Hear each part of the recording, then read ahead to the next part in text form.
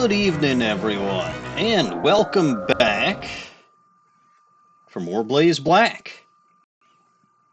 I am sorry that I missed this particular stream last week. I ended up succumbing to a variety of circumstances that were not very pleasant, not the least of which is it decidedly wasn't spring like the game says it was. It was a pretty snowy day in the morning, I was having some stomach problems, and what else? I don't even remember, but it just, nothing happened that was great, or nothing that was great happened. If memory serves, I was potentially looking to shuffle the team around a bit. So, Rust... Okay, I do like Scolipede, I do. Although, I gotta take that Eviolite away from her. Glad I checked, because I sure as shit wouldn't have remembered that. The Naive Nature is pretty good, Poison Touch is okay. Maybe I'll give her more of a chance to impress me moving forward, but I really don't think she has much. Murkrow obviously needs a frickin' Duskstone. I want to change that prankster into Moxie as soon as I possibly can. Servine needs to evolve, that's just unfortunately life. This iteration of Judge Dredd's really not horrible, but also potentially on the chopping block because I don't like the monkeys. Guard Maiden's been getting knocked out a lot, which is probably not her fault and probably more my fault. And then the Baconator here is just an absolute beast. I did have a Murphy's Law, kind of. I mean, the other major couple of things were that my throat ended up getting sore, which it's better now. I'm fine. The weather does this shit sometimes. And then I also ended up, I had a meeting at work that day, like last Wednesday, and the meeting was supposed to start at 2. It didn't start until 3, and it still went until 5:45. Yes, it was a 2-hour, 45-minute meeting.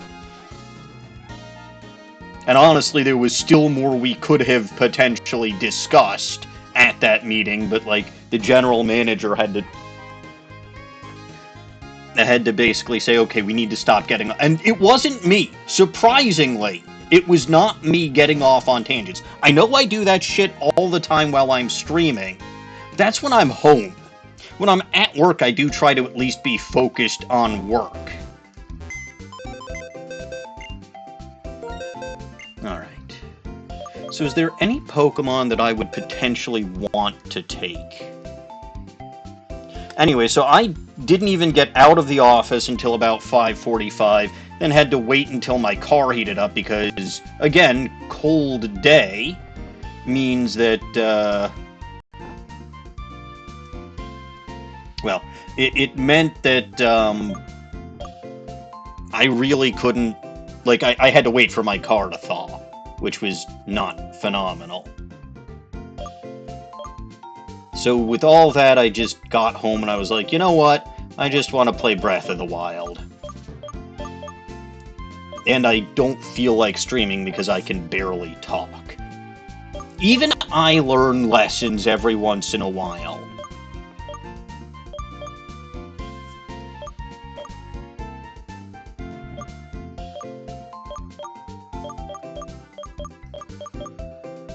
Let's see.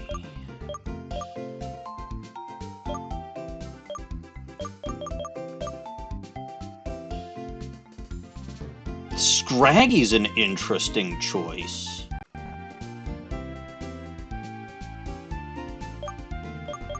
I don't know. Do remember that I've got the use a Pokemon reward for this particular game. So y'all can force me to use any of the Pokemon that I've already caught if you want me to. Which fossils do I have? I have the cover fossil, and the plume fossil, and the skull fossil. I'm kind of tempted to use Tirtoga. Its typing's not phenomenal, but it's an interesting Pokemon.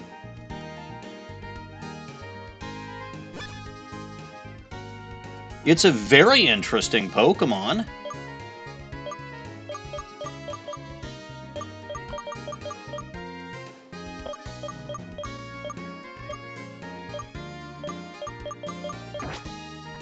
Anyway, I don't think I've really got any good items to give Rust yet, so I'm just going to take the Eviolite away from it because it's not doing anything. But yeah, I'm going to head back to Nacrene City. As soon as I remember what the hell the controls are in this game. And I'm going to go revive some fossils. Those will count towards my catch count. There's probably more in the desert, and I'm probably wasting my time. But I don't remember what level, because they've been very inconsistent about this. Plus, this is a fan-made game, so I don't remember what level the fossils get revived at. If it gets revived at, like, level 5 or something, I'm going to want that on the team as quickly as possible, so that I can start training it with the XP share, of which I have 6.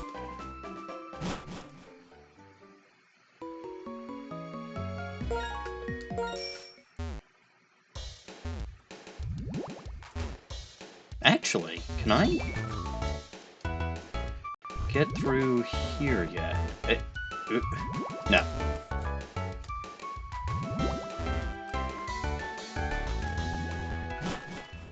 There's still plenty of Pokemon that I can catch, because I'm not quite at 100, and I need about 650, so let me deposit some Pokemon.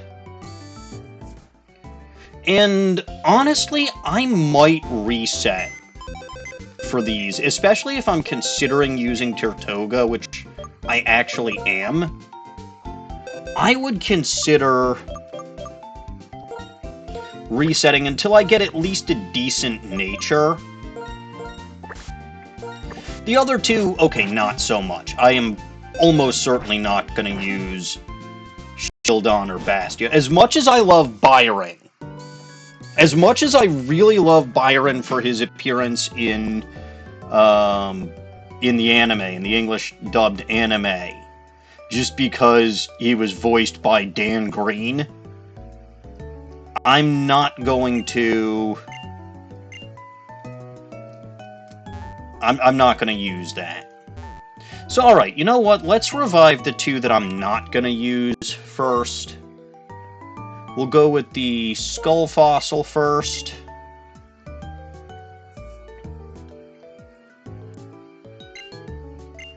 Oh, right. Skull Fossil's Cranidos. It's the, Well, okay. I don't know about using Cranidos either. Oh, but it is female. That's interesting. I'm not going to give it a nickname, though.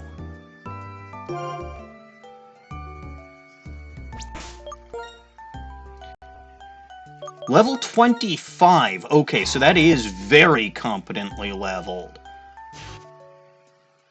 Terrible, terrible nature, but oh well. I'm probably not going to use it, so that's fine.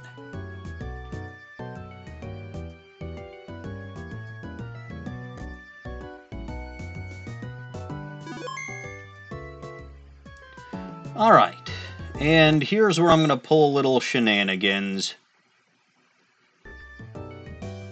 You didn't see that. We'll go with the cover fossil. I really do think that I'm going to use Tirtoga.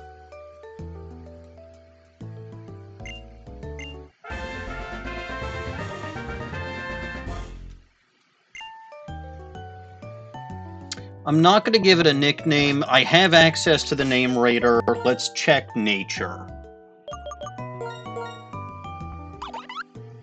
Lonely is not the worst,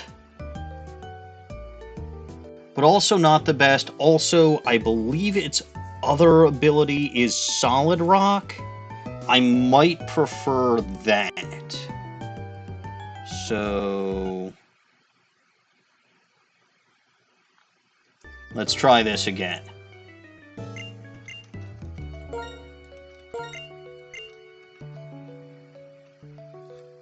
The plus attack is nice. It's just a minus defense on a Pokemon that's relatively well known for defense. Is where, you know, I don't know if it's such a great idea. Brave.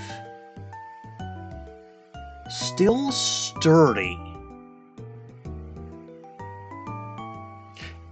So that's not a terrible nature unless I go for the Shell Smash Gambit.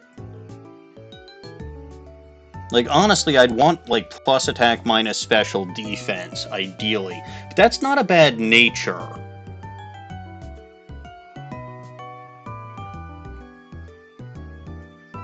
Sturdy or solid rock? Sturdy could potentially be emulated with a held item. Solid rock makes it last longer. Let's try again. I'm probably going to regret that because Brave is a pretty damn good nature. But whatever.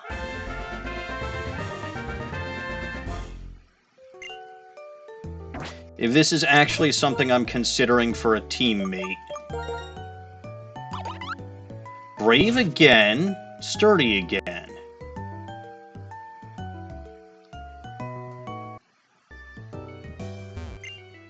But I know that it does change, because the first time it was lonely.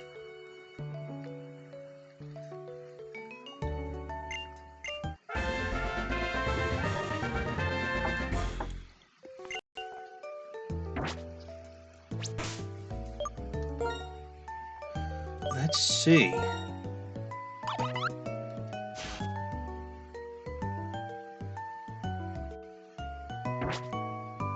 I didn't reset the game before, did I?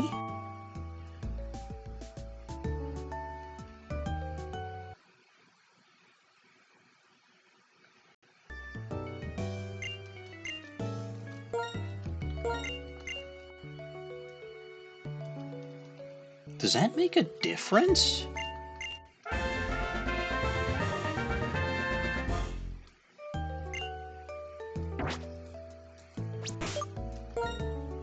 I do almost feel like it's the Cosmos telling me, no, you're not going to get a better Tirtoga than this.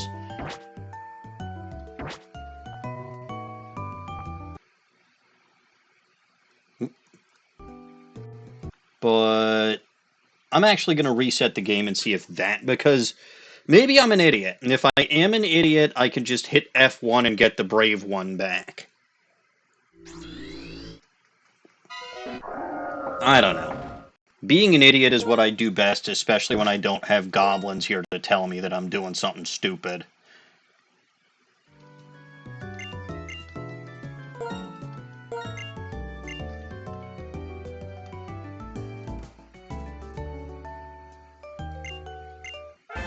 Alright, let's see this one.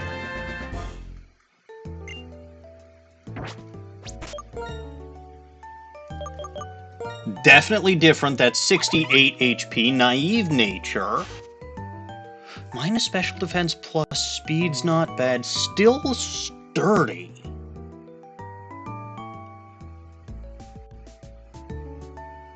That defense looks pretty good. The special attack is higher. I think this one's got more IVs across the board.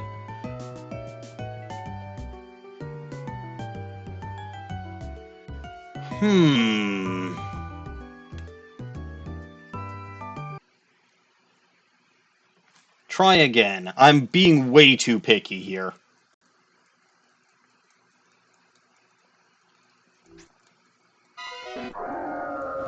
Way too picky. Give it one more try, I think.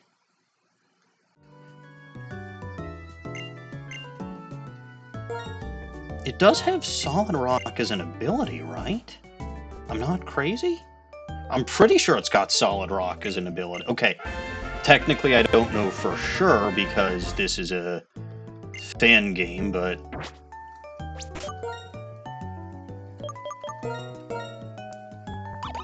Hardy Nature is neutral, and the stats are just worse across the board on this one. Well, okay, attack's better, but defense is worse, special attack's worse, HP is worse. I was an idiot. What else is new? I might go back to the Brave one. I think I might just go back to the Brave one, but that one also wasn't great stats-wise. In before I spend the whole frickin' stream resetting for this.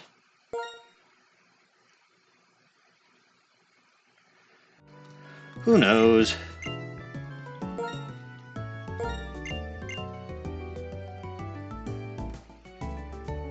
People don't come here to actually watch me make progress. People come here to watch me make bad decisions, and honestly, it really doesn't seem like anybody is here except maybe PokeDelta.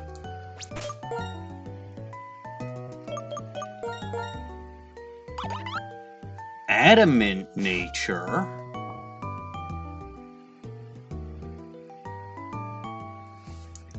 The attack stat's pretty good. The defense stat's solid. The speed stat's pretty good. The HP is the lower end that I've seen, right? I've seen 63, 64, 68. This, I must be wrong about it being... You know what? We'll overwrite save state 1.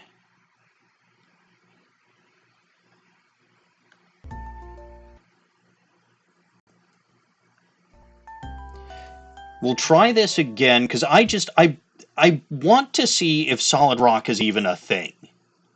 But I'm almost certainly going to go back to that one. The Brave one was worse than that one.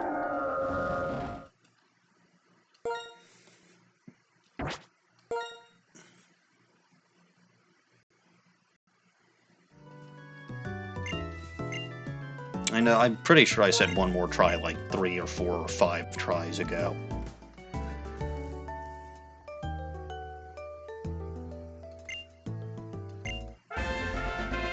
Okay, so I'm not wrong about Solid Rock, or at least I shouldn't be wrong about Solid Rock.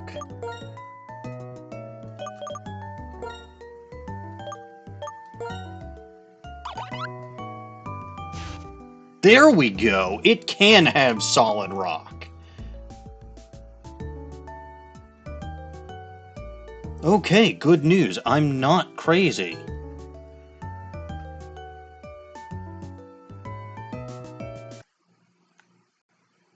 Not crazy.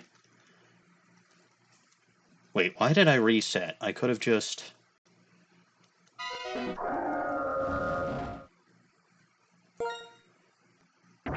I mean, Sturdy's not a bad ability, because this is Gen 5 and beyond. Sturdy's not horrible. Okay, yes, not crazy about this. I'm crazy for what I'm doing. Maybe I should shiny hunt this Tirtoga. Don't give me bad ideas, me!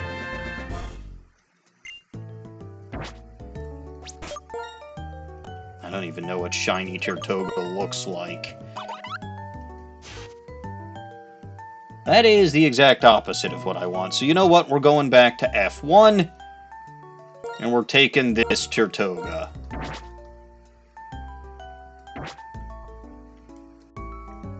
I think that'll be fine. Don't be so picky. Sturdy is not my ideal ability. Solid Rock would have been, but whatever. I'm not gonna spend the whole day hunting for stuff.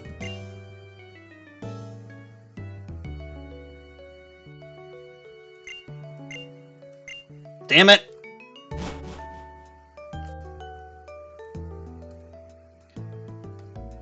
I actually have to wonder if... Okay, no. I'm not gonna let my curiosity get the better of me.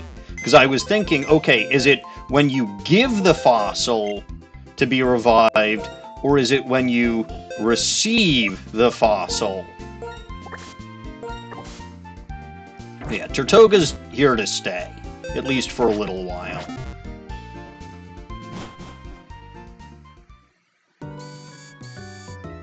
So that means that I will need nicknames for it. If any of y'all have suggestions, I do have access to the name Raider in Castelia City, assuming I remember where the heck that is. Let me pick up my Arcan. That is kind of what I thought, Strawberry. Well, Snowy, you are a modulator, so I might have to give you that nickname. Also, again, for those of you who weren't here last week, or not last week, last Monday, Snowy is in fact a moderator now, and therefore has mod powers. I'm assuming you want your wheel spins, Mr. Snowy.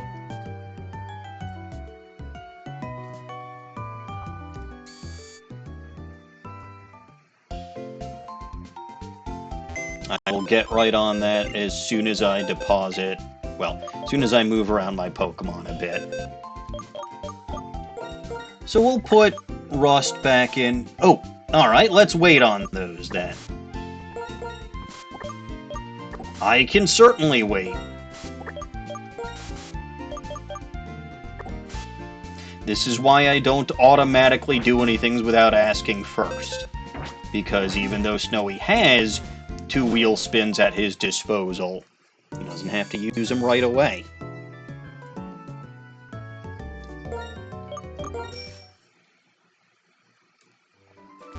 But alright, I will nickname my turtle Strawberry. Is a good solid nickname for a good solid turtle, I think.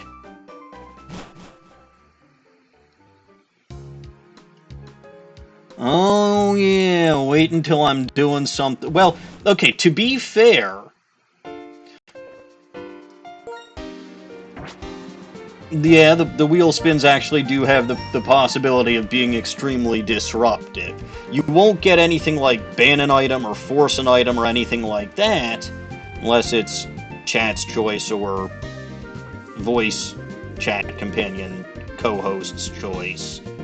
But you will get things like upside down, lose the glasses, or any of the stupid silly voices, or even no left hand.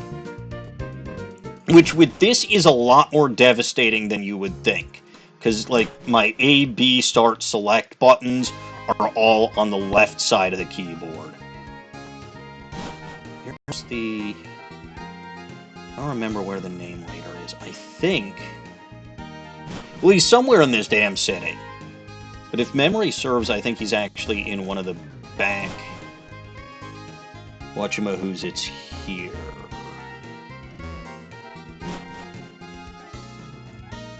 Not this one, because he's on the ground floor. That much I remember. This one, I think. That's the guy. That's him right there, officer.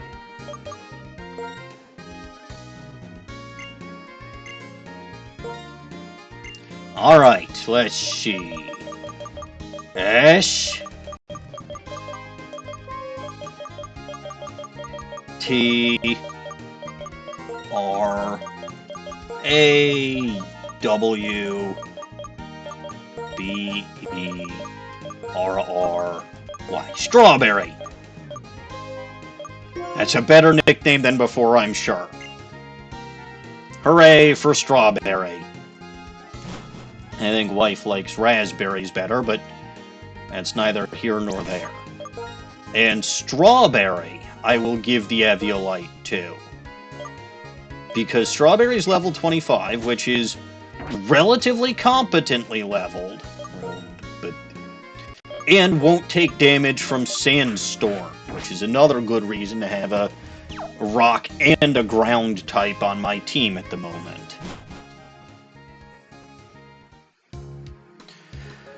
Alright. I believe there are still some trainers I can clean up in the northern part of Route 4. So everything past here. Yes, it's you. Please don't have grass type.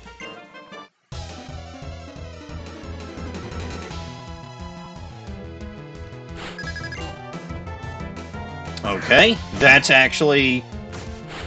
Alright, I mean, I guess you can have a ground type. Ground is super effective against rock, but... That's fine. Aqua Jet. Spin and spin, says Snowy. Alrighty. Now that we're actually doing battles. So here's our first spin of the day. Aha! Chat's choice! Very good. So chat, which is Pokey Delta and Snowy right now, can redeem any reward up to 5,000 points. And the second one is Tsundere for Edgeworth. So, as soon as chat tells me what reward they'd like to redeem, again, don't have to spend your points, just tell me what the reward is. I will get right on that. All while being tsundere for my beloved Miles Edgeworth, the greatest prosecutor of our time.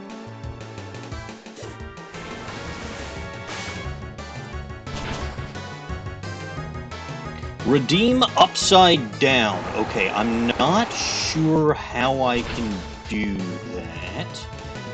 Oh wait, yes I am. Haha. Let me do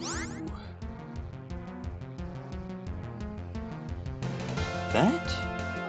Let me do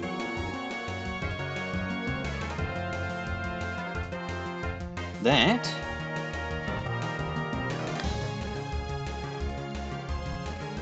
Let me do that. Alrighty.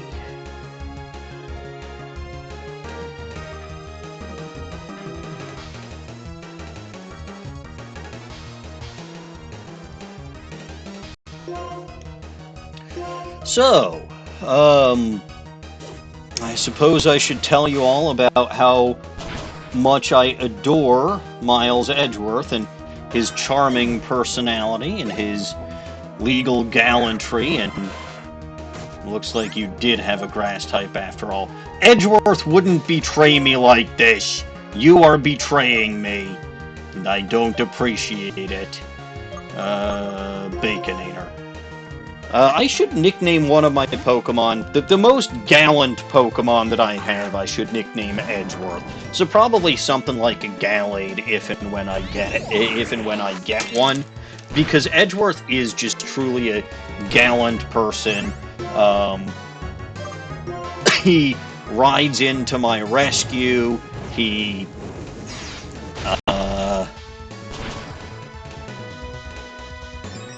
what else does he do? Well, he's just... He sweeps me off my feet. That's something he definitely also does.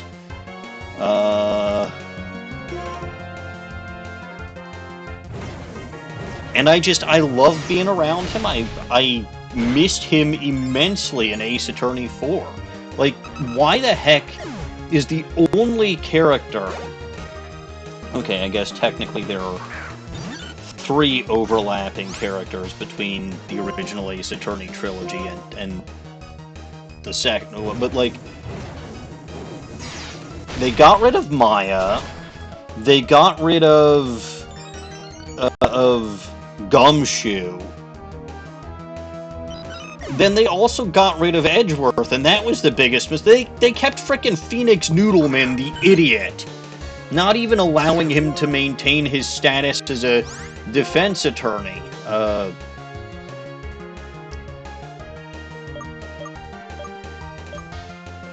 Wait. I didn't mean to start pushing buttons. Alright, that one, I think.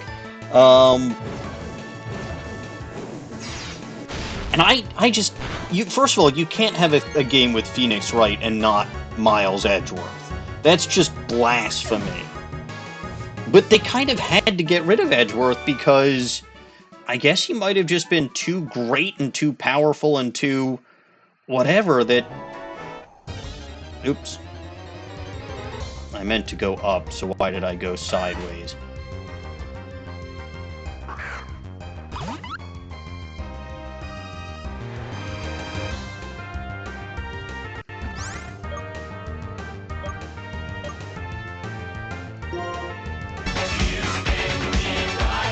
Alright, I guess that's Snowy's way of saying that I need to spin the wheel again.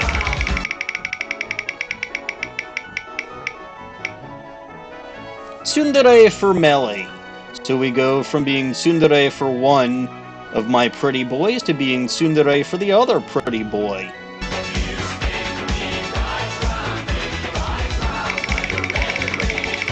And I don't even get a chance to flip my screen right side up again. Oh god, it's lose the glasses. Alright, but I will flip my screens right side up before I swap out my glasses, or I take off my glasses, because I won't be able to see if I won't be able to see to do that. It would just eat up time if I did that. Alright, glasses are off. Where's the correct whatchamahoozits? There's the correct whatchamahoozits. And out of all of the characters in any Pokemon game, there is not and has never been a character quite as glorious as Melee. I mean, you can tell, right? It's 2026 already. And yes, I claim that Dawning Winds convinced me to keep this ridiculous, or what I claim is a ridiculous avatar. But I wouldn't have let her convince me if I didn't want her to convince me, essentially. And, of course, I'd never actually tell her that I wanted her to convince me, because I'm not the greatest at admitting these kinds of things. Where am I going?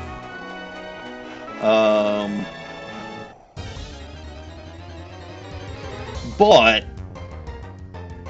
you know, I was the one who repeatedly asked her, hey, are you sure you don't want to make the argument that because I didn't stream in December, I should have to keep this avatar through January?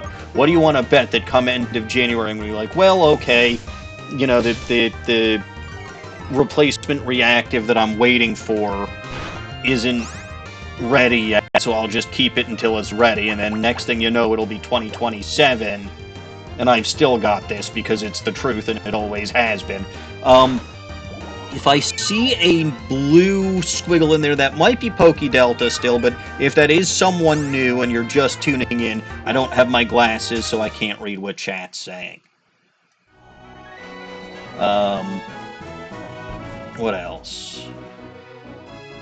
Oh god, where am I?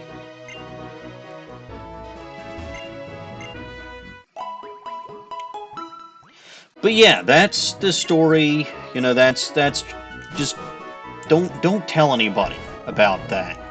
Right? It'll be our little secret, because I just can't admit that I want to keep this avatar for a very, very, very, very long time. And yeah, I almost hope that Sirius takes a while with the replacement for it, so that I can have a semi-legitimate excuse for why I'm keeping it.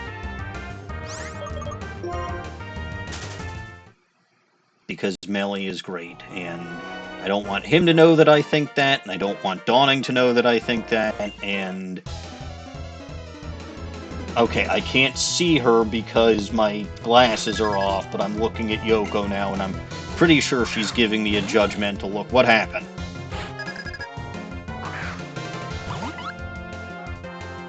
I think I'm in a battle. How did I get to be in a battle? Did I run into it? I must have run into a trainer.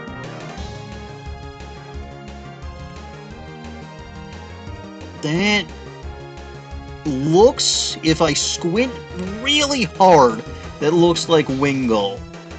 So I don't want to use Aqua Jet. Now, is this one Ancient Power or Wide Guard? One of these is Ancient Power, one of these is Wide Guard. I think this one is Ancient Power. Well, that didn't tell me what that was. Okay, good, that one was Ancient Power. I was judging purely based on the color of the attack. Oh, Omni Boost! I saw the red squiggles! And a one-shot. Okay, I'm glad I have this Tirtoga. Whatever that thing is looks mean and green. It's probably a grass type. Because, well, okay, grass types aren't exclusively green.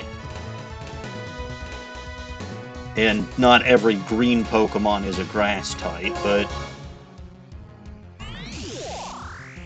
I'm sorry, what? Is that an electric type? Yeah, I just got paralyzed, and I think that was an electric type. Okay.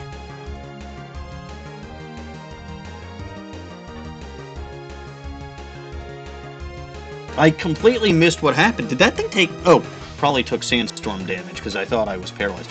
But okay, I really need to switch out, so that's... This one... Where's Baconator? Where's my Baconator? Said the Orthodox Jew. This one looked orange. Yeah, I think that was Baconator.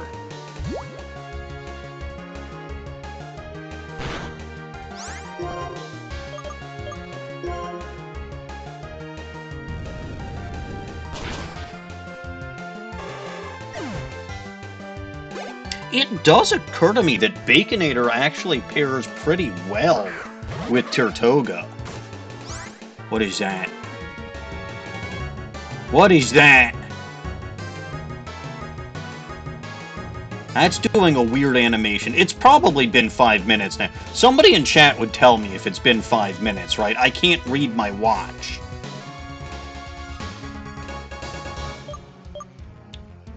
I bet you it's been 5 minutes.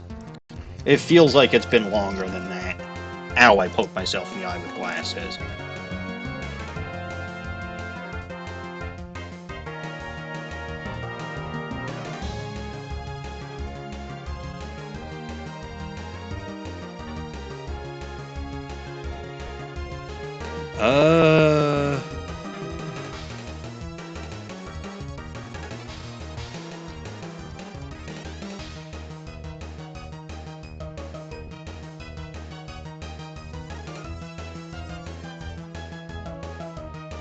Pokedelta, I couldn't see that that was an Electrike. All I saw was a green squiggle, although yes, Electrike is a green electric type. And it did paralyze Strawberry. And the pursuit was well called, but I'd still take less damage from that than a water-type move, so I'm good with this. Alright, Alberta knows Leaf Blade, which is not the best attack for her, but oh well, still a good attack.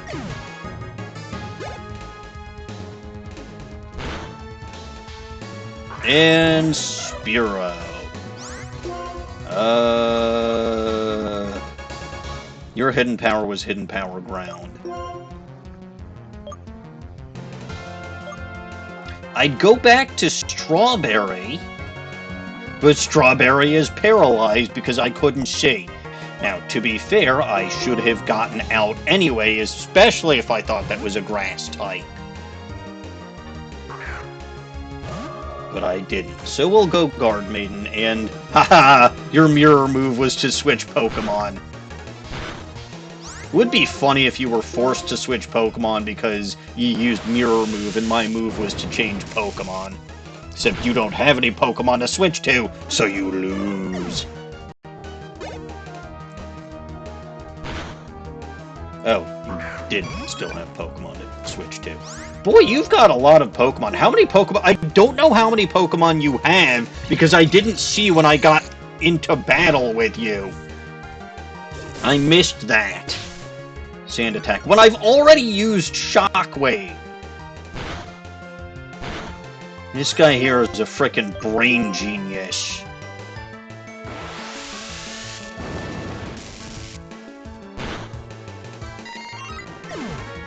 Good job, Guard Maiden. Put them in their place. Calm Mind. What type is your hidden power? Was yours the one that I thought was Dragon, or was yours the one that I thought was Flying? I think yours is the one that I think is Dragon, and I don't care about that, so...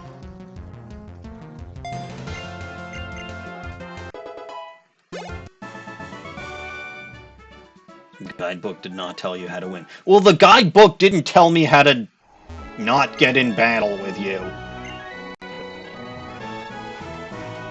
Also, I should really turn back on my, dowsing machine.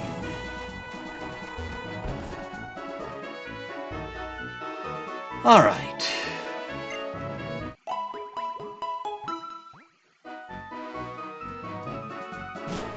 Really, Snowy, I would have thought that Alpha... Oh, wait, that was technically Floatzel, I think, but...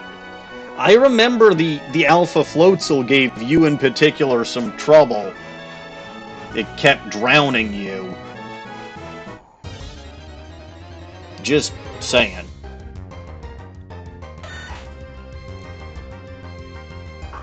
You know, I probably could / should start using Strawberry to take out some of these wild sand trail. I'm dumb enough to go near Floatzel again.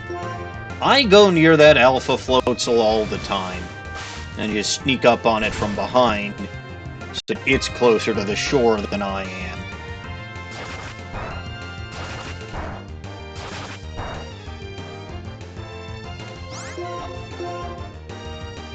Come to think of it, I actually haven't picked up Legends Arceus in quite some time. I was in the middle of a run, well, I say in the middle.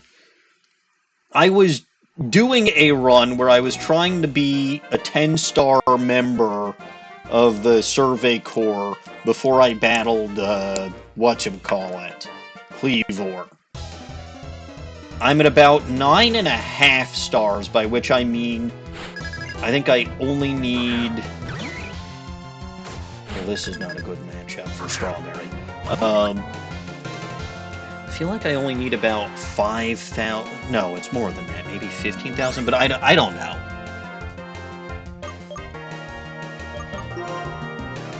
But it's... I'm well on the way to 10 stars, but... I mean, that is also true. If you well, that was not smart. Well, okay, that was smart, but that wasn't smart.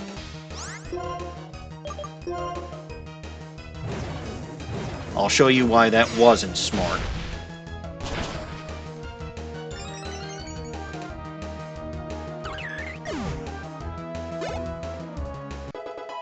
Alright, Strawberry grew a level. Darumaka! I love that thing. But yeah, anytime you have a mission where you have to catch a large or heavy specimen, the easiest thing to potentially do is just wait until you find an alpha. Or, in some cases, like Graveler, an alpha already exists.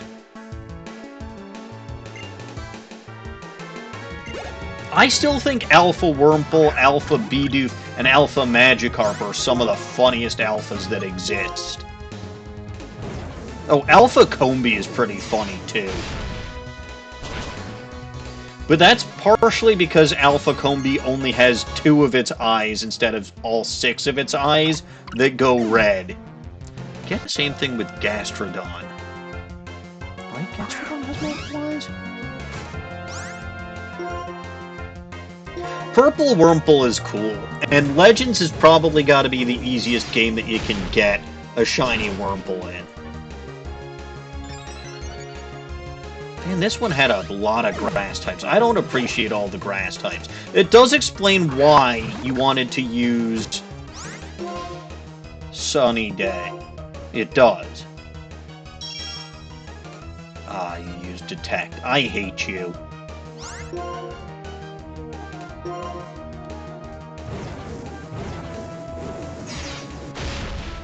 Oh, I will also say Alpha Cascoon and Alpha Silcoon are funny because they're giant cocoons that are very violent.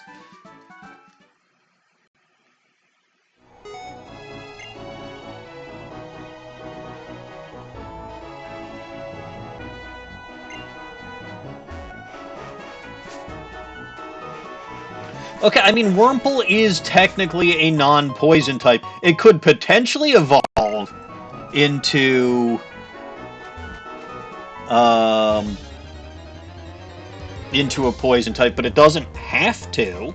Although, regardless, when it evolves into Beautifly, if it's shiny, it no longer is purple.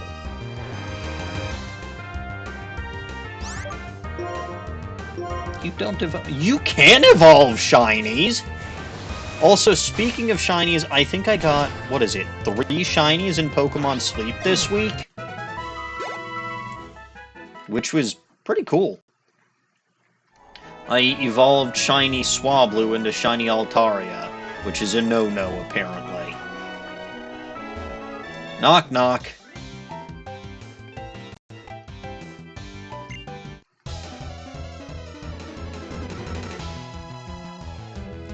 Yeah, I haven't forgotten Pokemon Sleep is a thing. I keep up with it because I keep up with it. I'm not sure why. It's a fairly low-effort game, and I kind of like it.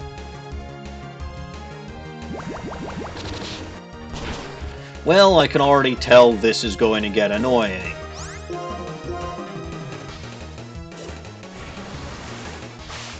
You prefer... There is no Pokemon going. There's Pokemon Go. Oh, yeah, that's the joke. Duh, I'm an idiot. Help, I'm an idiot! Well, there is no help for that. People have tried.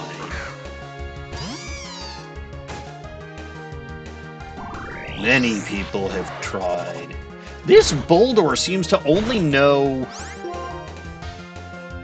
special moves, which does not strike me as being useful for a Boldor to know. If memory serves, Gigalith has a very high attack stat. Not a very high special attack stat. Oh, hey, it's a Hippopotas.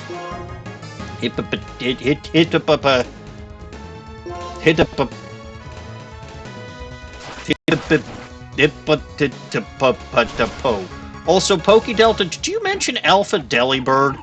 Delibird isn't in Legends Arceus. There's no such thing as Alpha Delibird.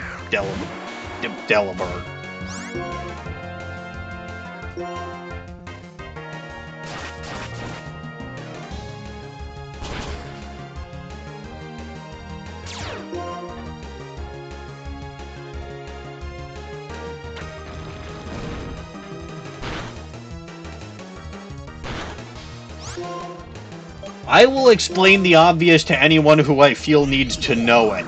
Oh, Pokedelta, if it's in Z-A, that's not an alpha. I'd call that a beta at best.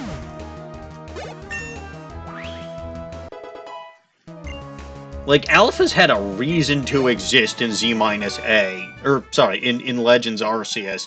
Z-A does not have the same excuse. Dig. I don't have dig. Actually, I probably do have dig. I can dig it.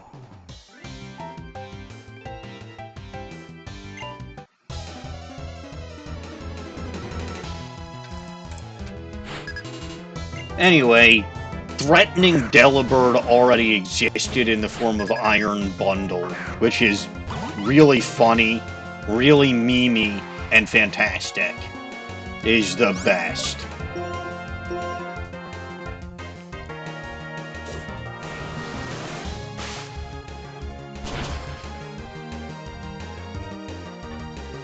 Scary Face. Oh yeah, that's gonna work wonders for you while I'm using a priority move. Good job, Mr. Construction Battles, or Construction Projects and Pokemon Battles are both pieces of cake to me. We'll see just how well this works out for anybody. Probably not very well. I'm sorry, what? Oh! Sandvale. Sandvale. That makes sense and calls for a new strategy.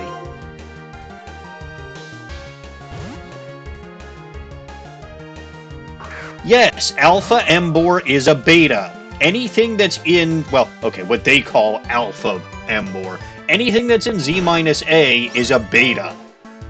There's Alpha Metagross, that's a beta too.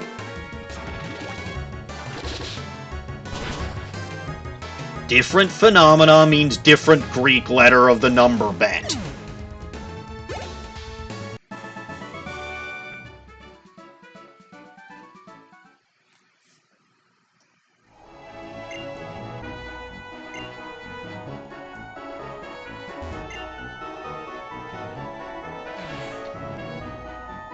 I mean, the Alpha and the Omega are is a cool, like, I'd rather be Omega than a Beta. Omega's cool. Dig Pro. Oh, hey, someone was talking about Dig. And I'm pretty sure I wanted Dig.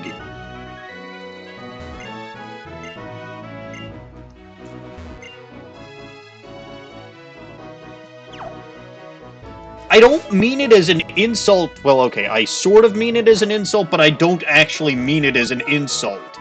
I mean, Alpha Pokemon had their own little category. And the reason that existed in the... Oh, hey, it's 100 power, 100 accuracy.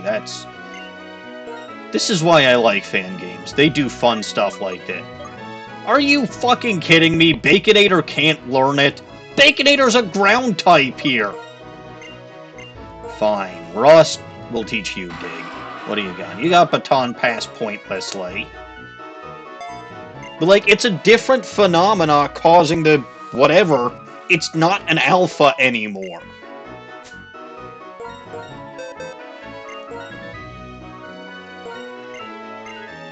We'll get rid of Wide Guard for this. Because when the hell am I even gonna need Wide Guard? Okay, I guess technically in triple battles, and there are more triple battles in this game. That's still pretty good. Smackdown. It's a decent rock move. And my rock type can learn it. And it's physical. I'll ditch Ancient Power for that. I know I got the Omni Boost from Ancient Power, so it's probably not the greatest move, but...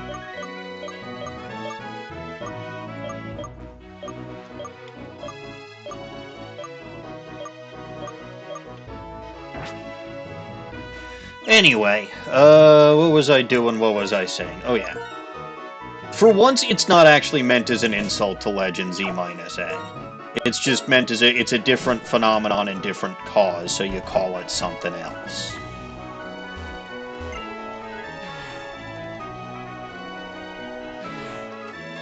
They just called it Alpha Pokemon for a cheap member berry or whatever the heck those things are called. Caught one of these, right? Yeah. Oh, right! I've got 3 new Pokemon, so I need to update my catch list. Or my catch count. Because I've got my Hujima Whatsits. I'm at 96 now because of my revived fossils.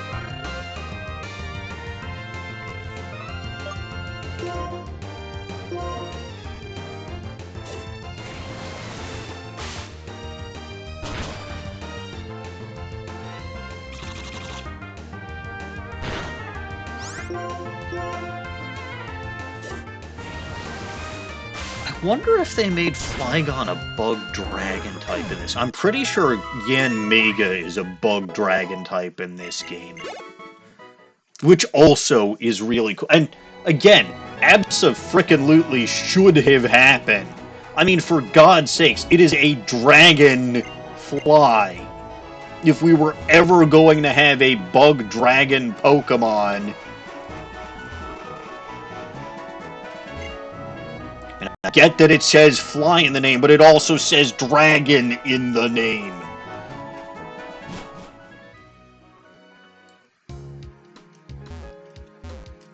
Hello.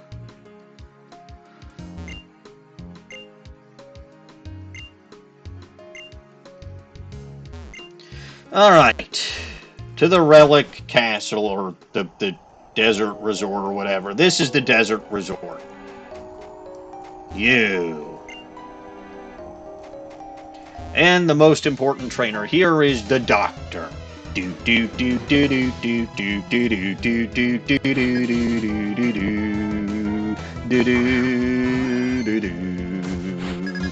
do do do do. I'm gonna stop that now because nobody redeemed me to sing.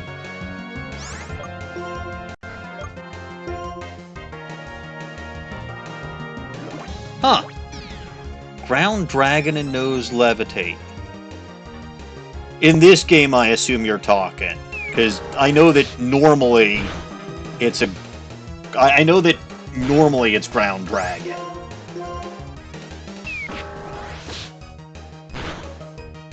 Like, I'm not an idiot. Wait, I'm pretty sure I said that I was an idiot earlier. In fact, I'm pretty sure I said, chat, help, I'm an idiot. Oh wait, there's no help with that. You know what? Even I ignore what I say.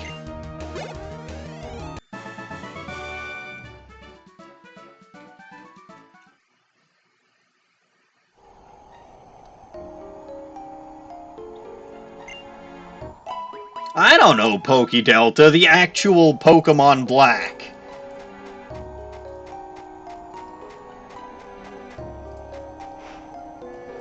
Alright, let's see. I can try to catch some Pokemon here before I start battling more of the trainers.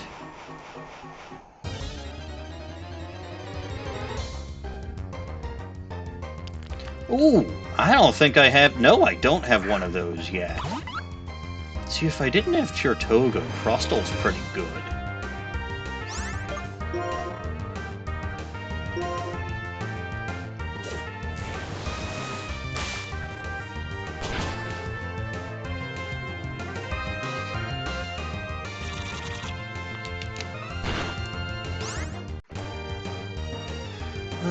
Let's see. I mean, because strictly speaking, you don't need to play those games to know what type Flygon is in those games, Poké-Delta. Like, I've never played Z-A, and I can tell you Flygon's a ground dragon type in that game. And it didn't get a Mega.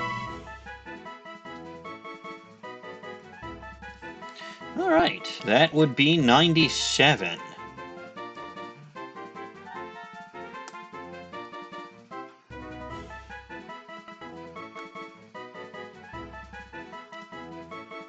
Let's put that over there. We'll keep that open so that I don't have to keep reopening it every time. Like I said, Dwebble is pretty good. There's a lot of excellent... I mean, again, there's a lot of excellent Pokemon that exist as of Gen 5. So really a lot of good choices that I can have here. Sigilif! Honestly, another pretty good one. And where it's located, it's pretty easy to tell which ability it has.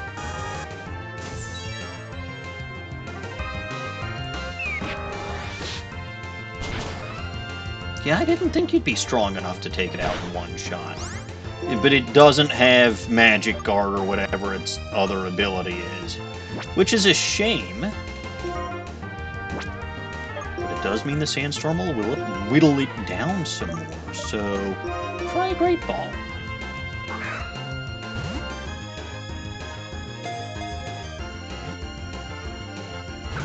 That did not work. I'm catching Pokemon, Snowy. And I found a Sigilif. Which I kind of want to say is the best Psychic type introduced in Gen 5. I'm trying to think what other Psychic types were introduced in Gen 5. You've got Luna and Musharna.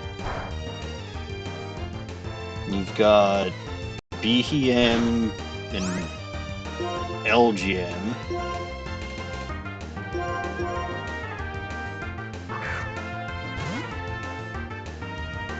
I swear there were... Oh, Victini.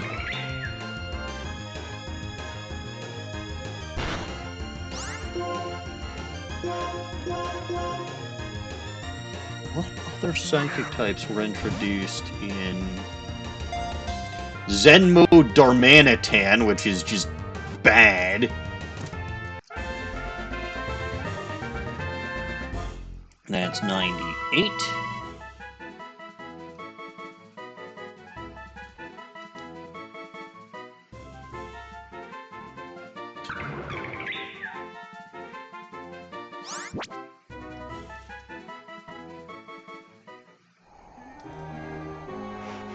I feel like there's more, but I can't remember off the top of my head. Which obviously means that they wouldn't be as good as Sigilif. Because I remember Sigilif. Sigilif good.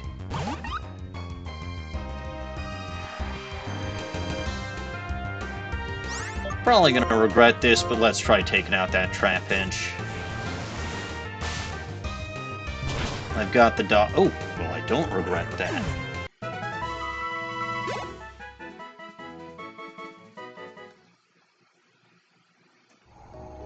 See, Flygon isn't even in Z-A.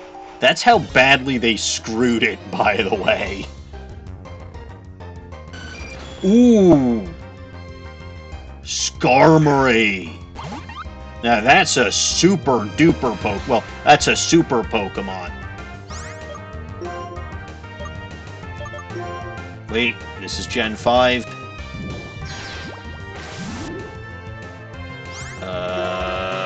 Smackdown.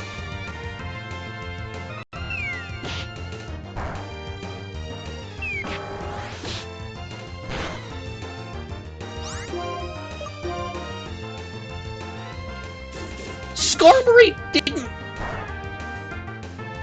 What did they do to my boy? They probably ruined it.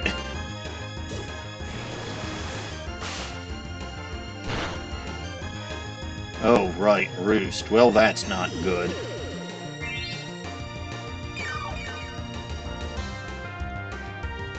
I think that did over half. That healed over half its HP. That's not great.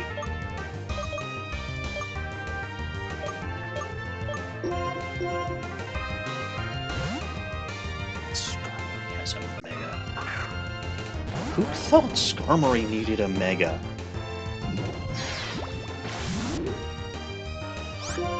And by that I mostly mean, who would prefer for Skarmory to have a Mega as opposed to having, like, an actual evolution?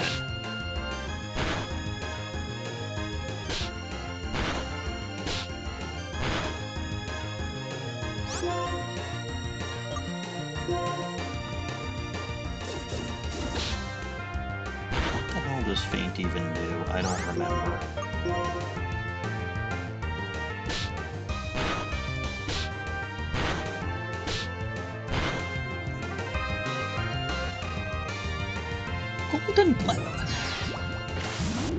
Golden Black instead of... That makes it like Cursive Dragon from the original Yu-Gi-Oh!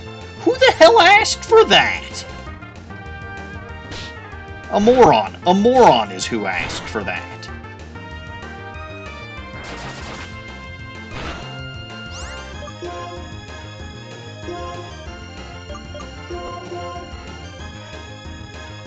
The silver and red combination looks good.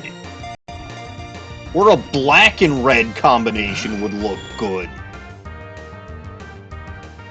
I knew you were gonna do that.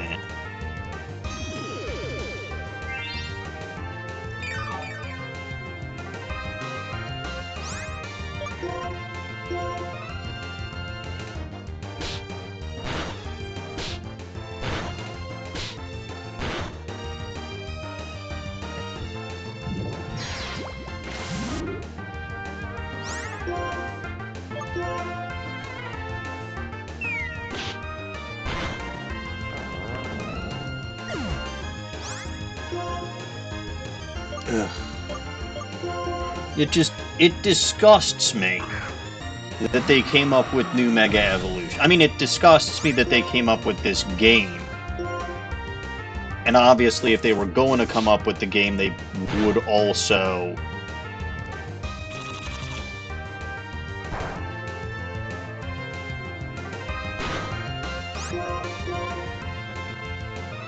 come up with new Megas for it. But just, again, Megas aren't permanent evolutions. Once Z-A is gone and forgotten from our collective memory, which it will be soon, the Pokemon that got the Mega Evolutions will be no better off than they were before. Give them something permanent, damn it.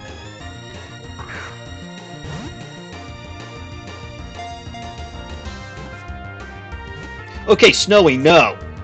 You were actually eager to try Scarlet Violet because you were excited about the open world. Then we were all disgusted by the final product being so shittily released. Right? Like, so sloppy and half-baked. And I can absolutely agree with that assessment of Scarlet and Violet, even though I liked them.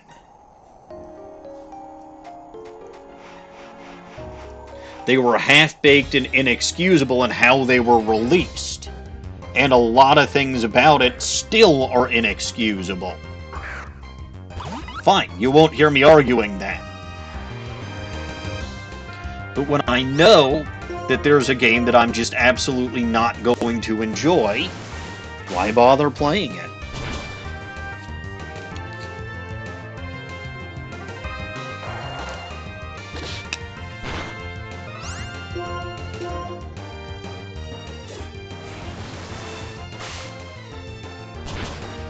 Like, I'll give you another example. It's not quite the same, but there's a lot of games that I'm not going to play and I will never play because I know that they've got undead or rotted skeletons or just depictions of bones and things like that in that, which would literally disgust me and set off my phobia. I don't have to play those to know that they're not good and disgusting.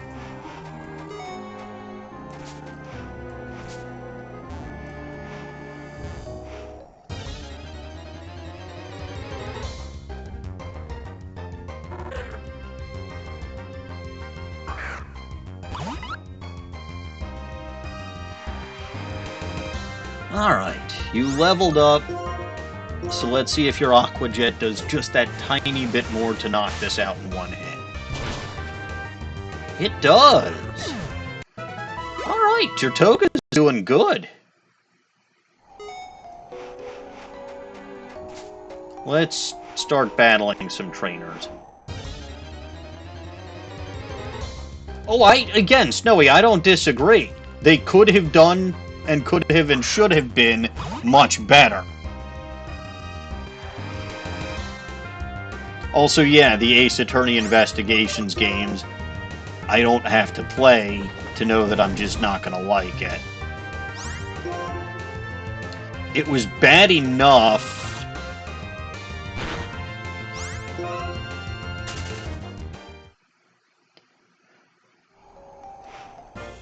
but the specific verb or adjective that we're talking about here is disgusting, Snowy. I know the game is disgusting without having to play it. Ooh, that's not a fairy type yet, because fairy types don't exist.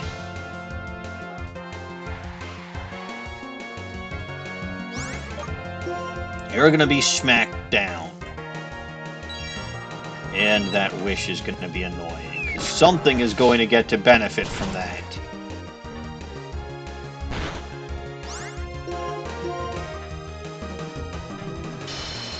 What the... What did you... I completely missed what move that thing just used.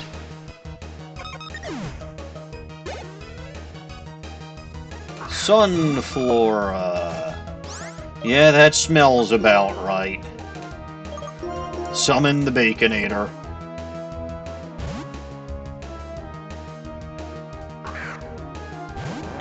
I mean, again, I'll be somewhat honest, right? Go back to the first time that I played Breath of the Wild. And those stall enemies jumped out and startled the fuck out of me in my second ever stream on this channel within about 5 minutes of me starting the game. That was a bad day.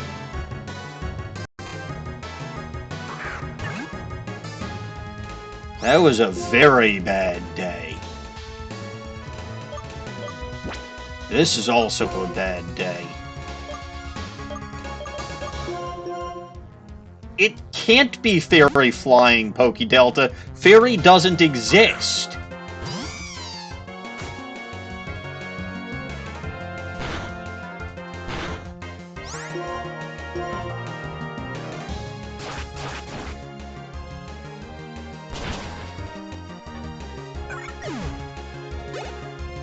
If Fairy existed, Gardevoir would be part Fairy type, but she's not. She's pure Psychic.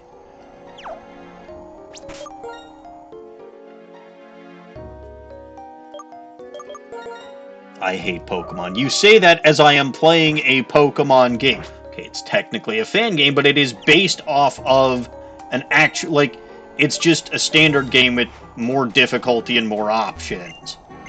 I don't hate Pokemon, I just hate Kalos. And anything to do with it.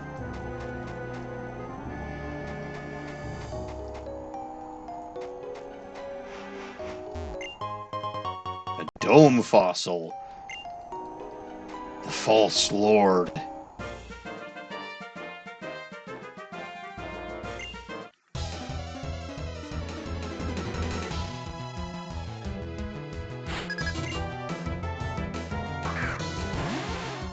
Is that Ice type yet?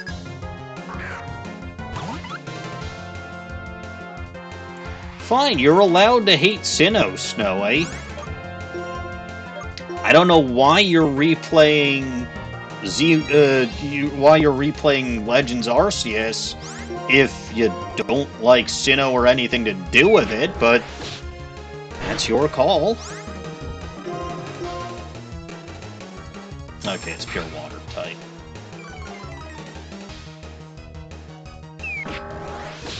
Smackdown's still the better move because it's stab, but... Oh, come on. Actually, maybe Crunch would have been better. Who knows? Yeah, that went about as well as I expected to try to clamp onto a frickin' rock-hard turtle shell. Good job, brain genius.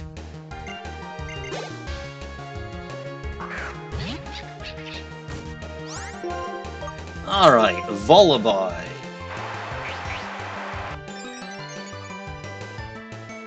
Replayed every game in the series a dozen times. Well, okay, that's your prerogative.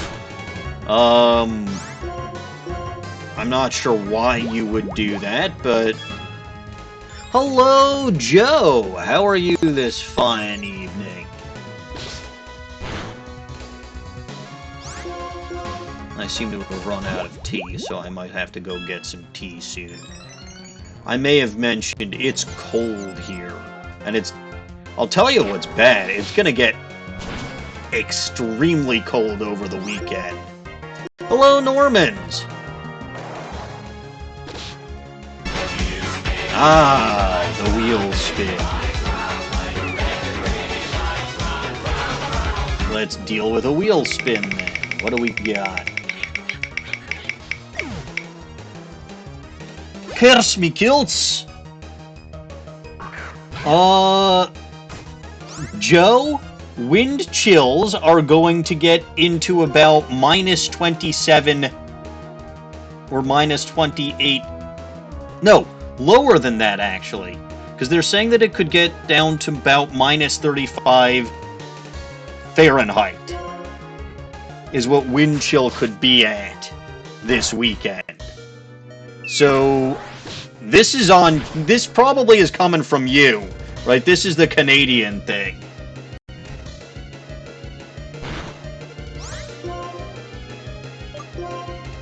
But yeah, it's gonna be, and I'm gonna have to walk in that. Walk outside for a mile. At least a mile, actually. Because it's Sabbath, and I gotta go places.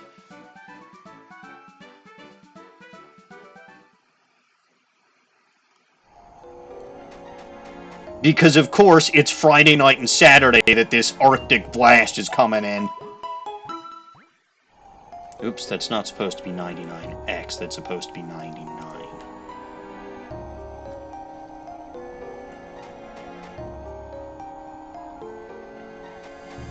Well, that's what it's gonna be, Joe.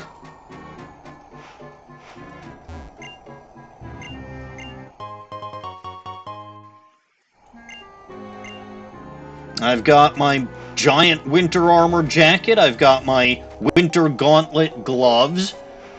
I've ordered thermal underwear that's pretty decent. I've got my hoodie. I've got sweatpants.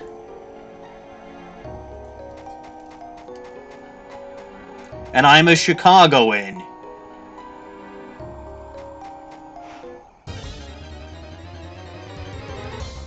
So when I've got to go somewhere and it's Sabbath, I walk. I've walked in negative 40 before. Oh, right, what happened to the wheel spin? True, I have to speak in Scottish. I'll tell y'all what, though. I gotta go get myself some more tea. So I'm gonna get myself some more tea, then I'm gonna start speaking in Scottish. Thank you for the reminder. I will BRB. I just was engaged in the weather talk.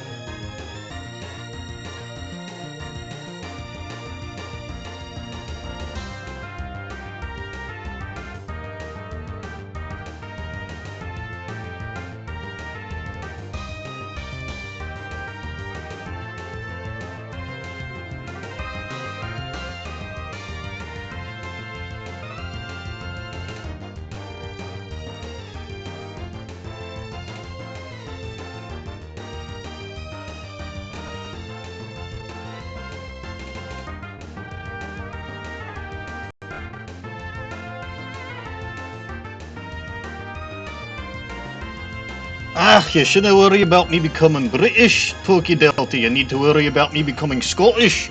Because that's what I'm doing right now with my Mott Scotchgard impression.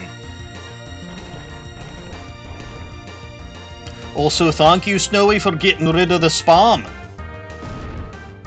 This is why I now have moderators on this channel, so that I don't have to ban all the spam bots myself. And yes, I said moderators plural, because Snowy is not the only moderator I have on this channel, although he is the only one who has shown up so far since getting his moderatorship.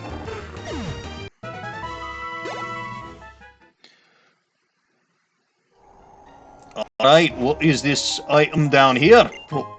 Probably, yeah, I was gonna say probably another fossil, because I have to be able to get all the fossils in this game. Aye, this be a psychic, so Crunch is probably gonna be my best option. I'm a Crunchitizer, Captain.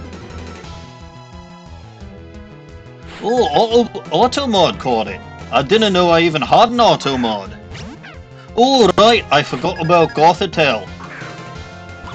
That's a psychic type I knew I forgot more psychic types in this generation. Doning's not going to be happy with me because Gothorita is one of her favourite Pokemon.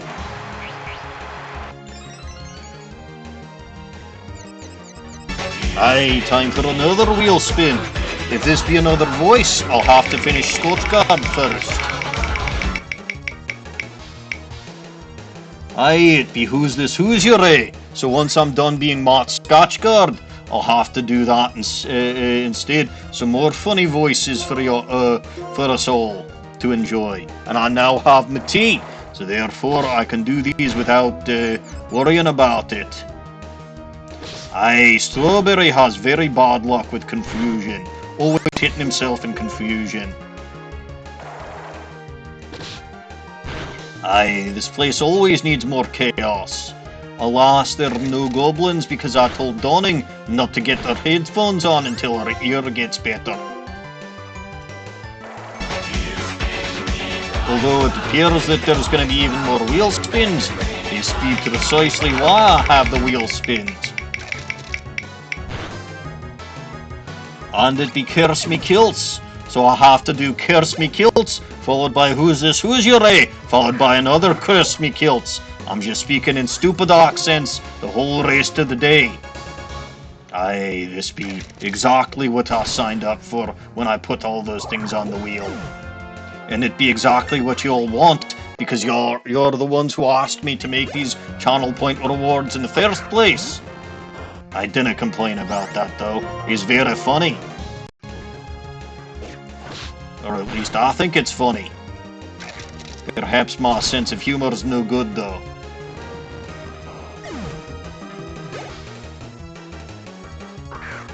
Aye, Yamask. I'm gonna get the mummy ability for sure here. I want my mummy. Are you, hello? I'm the doctor. I'll be your victim today. Are you my mummy? Aye, you be using nasty plot. That's not gonna work out so well for you. I believe the sandstorm's gonna kick your ass. Or should I say, kick your arse. I love it when I'm right. Aye, you're a psychic so you can tell the battle's over. Well, good job for you, you daft glassy. You didn't need to be psychic to know that the battle's over, if you're the one who has no Pokemon left. I swear to God, these people are morons. I didn't know why I put up with them. Alright, because I didn't know how to reprogram NPCs. Bunch of idiots they are.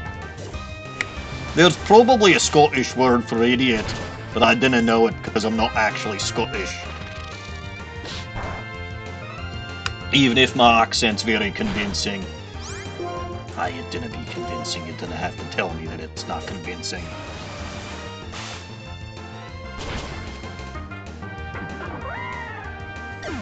I'm gonna go back to the doctor now. Because I encountered the mummy, and I need to talk to the doctor. Are you my mummy? Aye, that was a good couple episodes with Christopher Eccleston. He's a very underrated doctor. Aye, idiot. That makes perfect sense because it's just them saying idiot except with their Scottish brogue. Oh, I do believe I've heard of numpty too. Though to be fair, I really shouldn't be saying those Britishisms without fully knowing what they mean because they could potentially be swear words. Although since when do I give a fuck about swear words on this channel? Although why is rocket considered to be idiot? Or idiot? I like idiot. I need to use that more often. Numpty is just a weird word.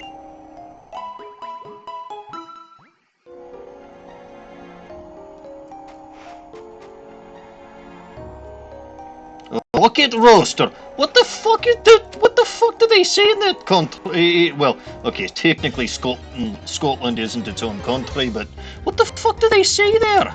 That's a really daft way of calling people stupid. You must all be idiots. No, I don't actually mean that.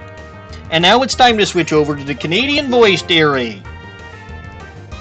Oh, this little dwebble is not letting me get away. I don't appreciate that, little dwebble. You'd better let me run.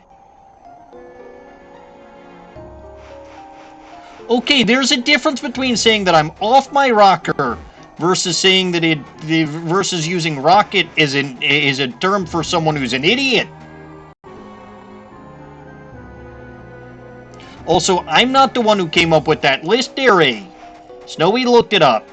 I'm saying idiot because, or at least I was saying idiot because that was on the list. Is a good list, though. But to be fair, yes, I am definitely off my rocker. I'm in a gaming chair, which is not a rocker. If I try to rock this here chair backwards, I'll probably fall. Which, to be fair, would probably make for good content.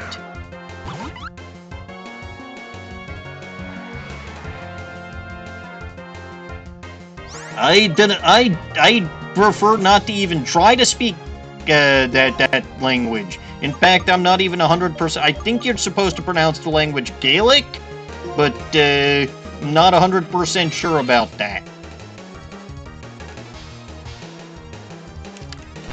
It might just be my Canadian accent making me call it that.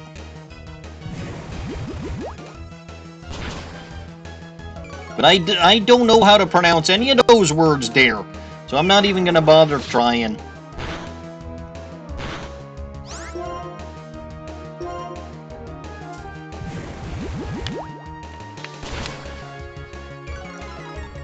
It's not worth trying to use words that I can't pronounce. Even if I'm not technically saying words that someone who does have this accent would use, at least I'm making the accent. And I'm pretty sure that's the only thing that's really important there, eh?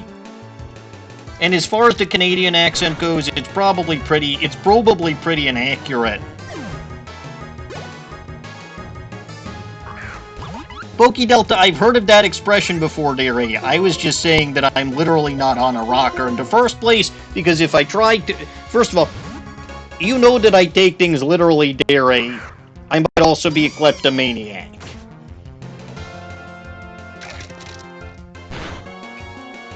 But I was deliberately taking you literally because that's just a thing people who enjoy good wordplay do, dear. Or at least do here. No, the tagline for this channel is God bless this mess, dearie. Because this in fact is a very big mess of a channel.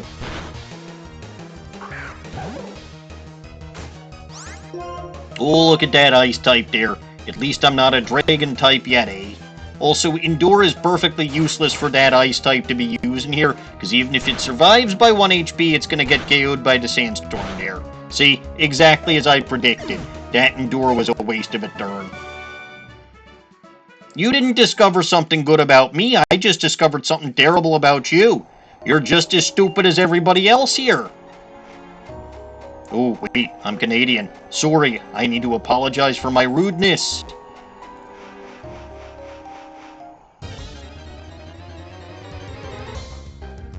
Actually, I am trying to think of a new tagline for this for this here channel A. It'll probably be something that debuts as soon as I get the full channel banner artwork from Sirius that I commissioned from them. In point of fact, if I haven't actually mentioned this to the good people yet, I probably should, or probably should. I've commissioned a channel banner from Sirius for this here channel. Sirius is, of course, the one who made my streaming banner that I use both on this channel and my Bulba Garden streams. But it really doesn't make too much sense to have that on this here channel because, okay, this game aside, when do I play actual Pokemon games on this here channel? So,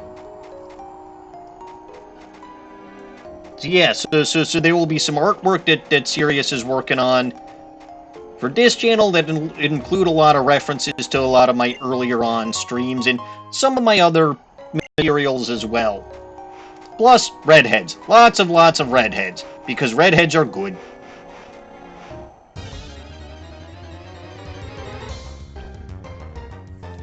I'm not sure when it will be done, but I also told Sirius not to worry about a timeline on it, because it's not a significantly important project area, and a couple of the redheads that I mentioned we haven't even met officially on this here channel yet.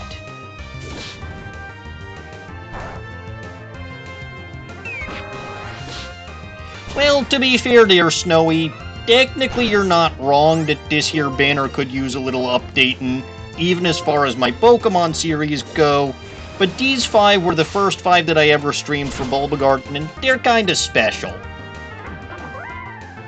I'm not gonna make our poor artists on Bulba Garden do artwork like this for every series that I've had. On the other hand, though, one of the things that I am debating is setting up a little survey at some point, just so that y'all can weigh in on this here channel and the things that you like about it, the things that you don't like about it, some of the more memorable moments. So, that's definitively something that we can mention. You know, again, I enjoy feedback, and I'm here to entertain you all as much as you want to be entertained. Hey, which reminds me, it's time for more Curse Me Kilts. I've tried to have more chaos on this channel, Snowy. There's only so much I can do. It's not like I can give out chaos for free. Aye, but maybe I can give chaos out for free. I don't know, this seems like a bad idea. Occasionally I might want to get something done. Probably not, though. That seems like a daft idea. Aye, color change. You know what I can do that's kind of funny? I can use Twister on this thing, make it a dragon type, and then make it weak to dragon. And then use Twister on it again. I can use its color change to my advantage. Aye, he be a dragon type now, and here comes another Twister. Aye, the chaos options are already cheap as is, Snowy.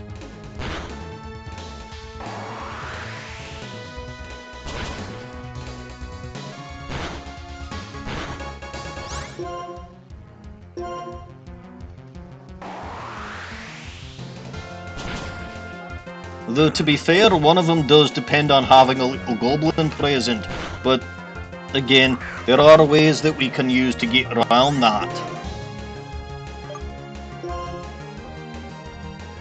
Perhaps I can, it's possible that I could make the wheel spins less expensive, so that they'll be about the same price as the little goblin knows best. It's something worth considering, but I do want y'all to still use Little Goblin Knows Best, even when the wheel spins would be the same price if there's a Little Goblin present.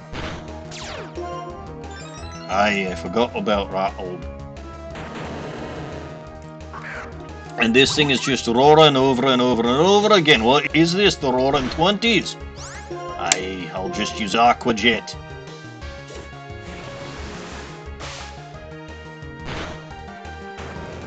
You're a numpty, Harry.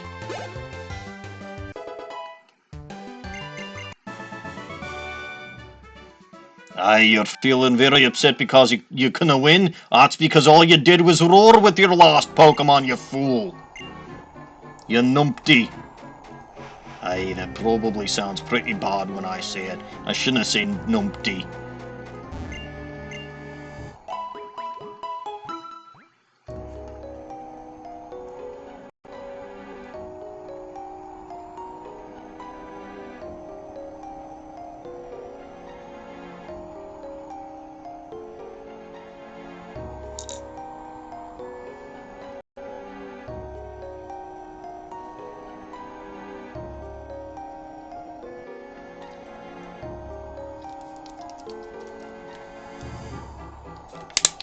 In any case, what was I doing? I didn't remember what I was... Oh yeah, I was healing with the doctor.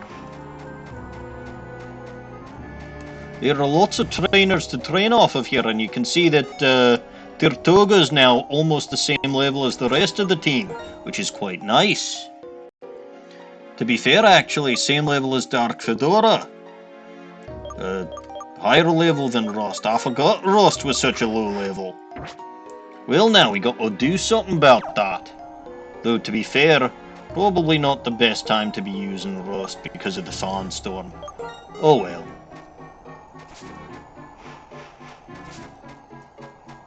Aye, this be a psychic. Definitely the wrong time to be using that. So I'll switch over to Dark Fedora instead. I could use some more money anyway.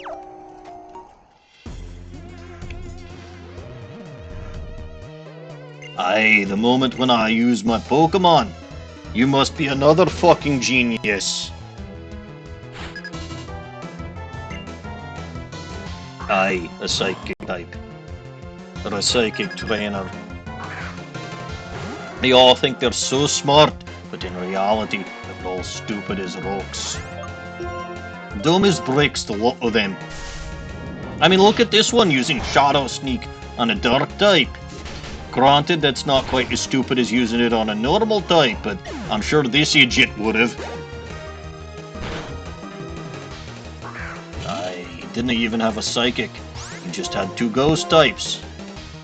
A Psychic without a Psychic type. Might as well be a Hex Maniac. Don't you tell me that that trainer class didn't exist. That existed as of Gen 3, I believe. Plus, Channeler existed since Gen 1.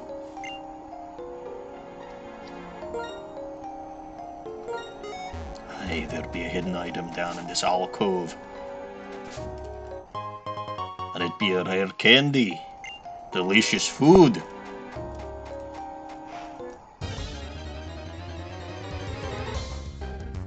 I'm pretty sure that's been 5 minutes. Well, maybe it has, maybe it hasn't. I honestly stopped losing pay attention.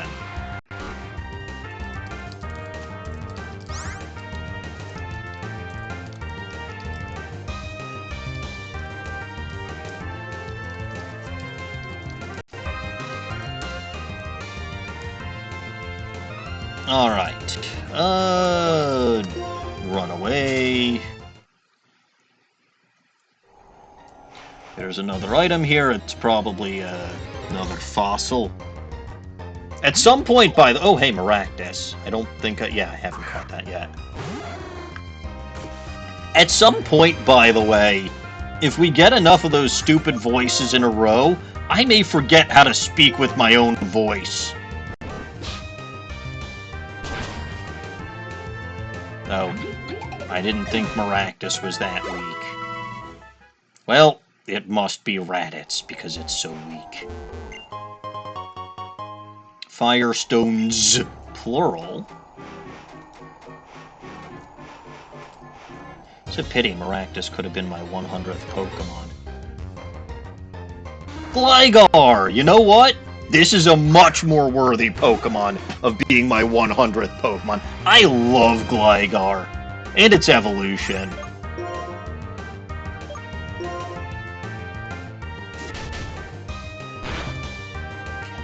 I mean, if you activated all of them at once, then I'd have to do them all in a row.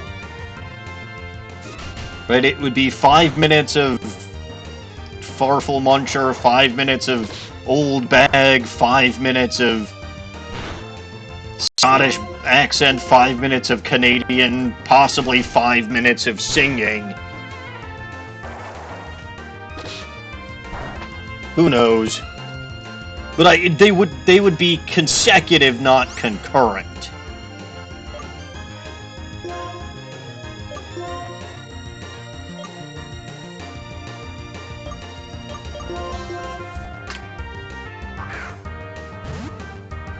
Oh yeah, and 5 minutes of Russian guy. Russian Guyevich. Concurrent wouldn't work. Like, okay, what would be funny would be me trying, but it would probably sound god-awful, and/or I just wouldn't talk for 5 minutes.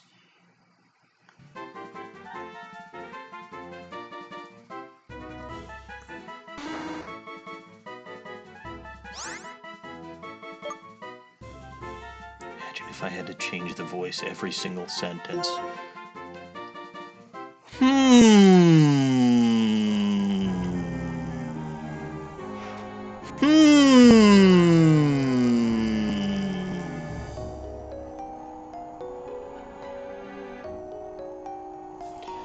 Don't give me bad ideas, Snowy.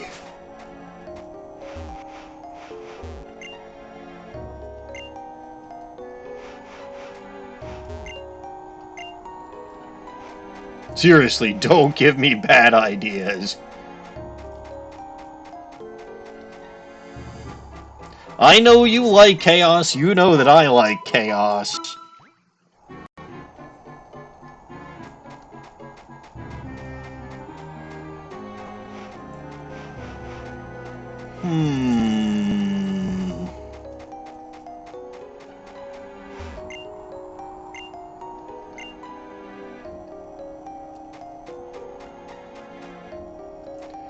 Honestly, that is a funny idea. The armor fossil, that's the one that's got Hooja Whatsits. Shield on. Did I get the old amber? I don't remember getting... Maybe this is the old amber. No, that's a heart scale.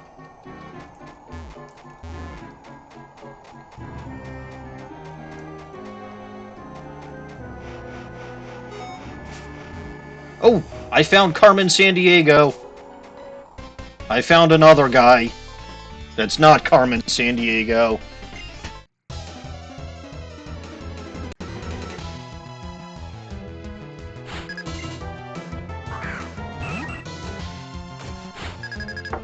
Aha, your flying type versus my flying type. Yours is evolved, mine isn't. I don't like this.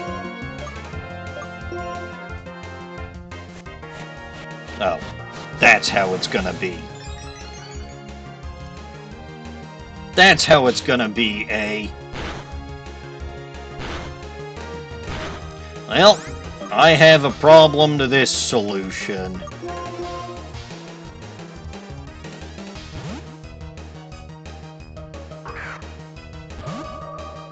And that her name is Guard Maiden. And she has Shockwave with your name on it. See? You can double team all you want, Buster Brown. It ain't gonna help you.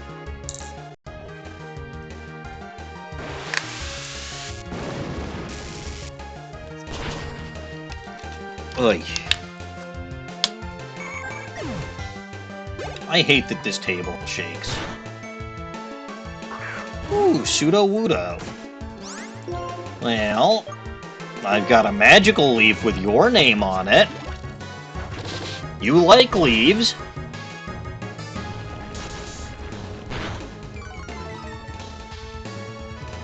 I said you like leaves. Although I think your special defense is boosted by the sandstorm. You need to think about launch. Well, you think you need to think about launch. I think I need to think. Ow, my head is on fire!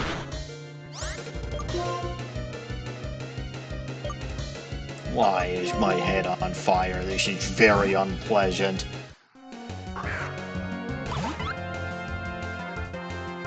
But I really do need to do something about this damn table and its legs. The only reason that I'm using this table is because it was one that I could actually fit the soundproof booth on. Since I'm not even using the soundproof booth anymore, maybe I would do better to get myself a better table. Maybe one that's even big enough, gasp, to have a second monitor.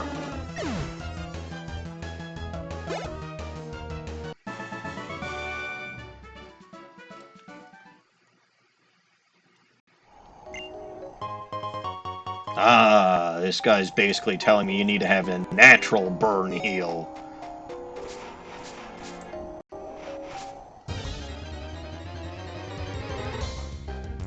That was your one thought. Your one thought for this year is that you're a redhead. Ooh, Mandibuzz. I think I caught Vullaby already. But catching a Mandibuzz is going to save me a lot of trouble. Oh, I didn't mean to use Assurance. I meant to use Wing Attack. That's alright. This thing might have Overcoat. Good! I'm actually glad it has Overcoat. Because I don't want the Sandstorm accident. Well, hey, it might also have Roost.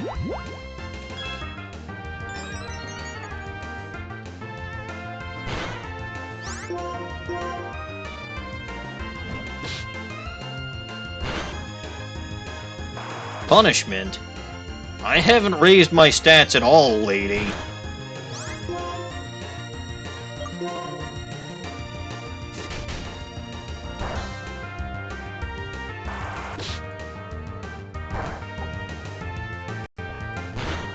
I'm not someone who does that most of the time. Aha! I was hoping you'd flinch with because Astonish and Assurance are doing about the same.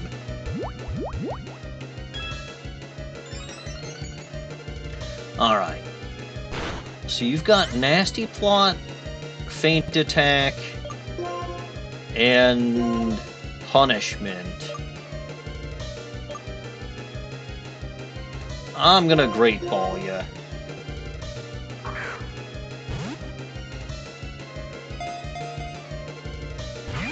Darn!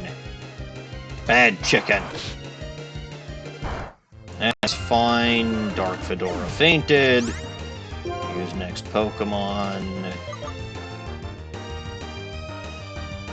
Strawberry.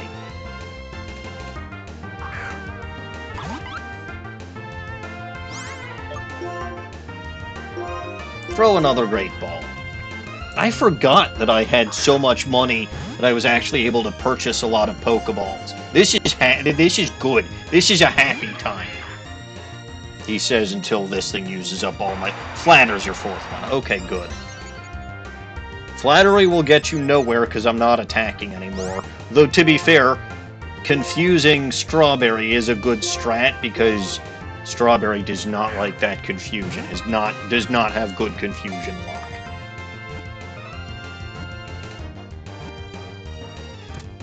Hooray, that's 101 Pokemations.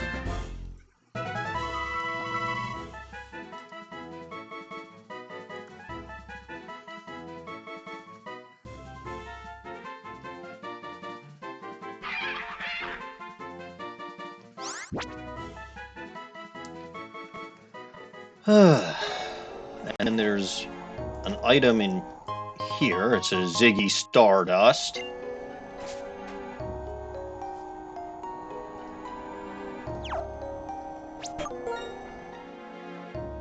Dark Fedora fainted. Let's actually put Rust to the front. Alright, Rust's gonna get hit by the Sandstorm, but to be fair, Dark Fedora was too. What level? I think it's 36 that Servine and the Puja What's-Its evolved at.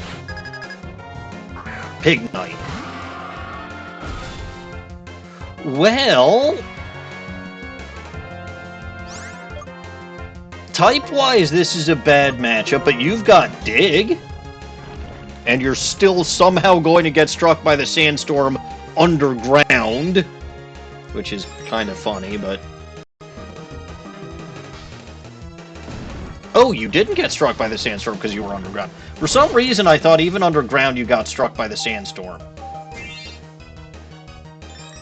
Look, bud, you're just delaying the inevitable.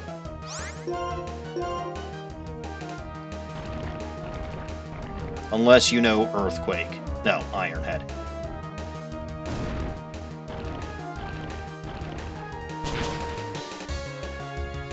Yeah, see, you're using Iron Defense on the turn... Well, okay, you used it on your first turn, too, but you're using Iron Defense on the turns that I'm up and able to be attacked.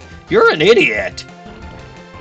Well, just like every other trainer on this route, but...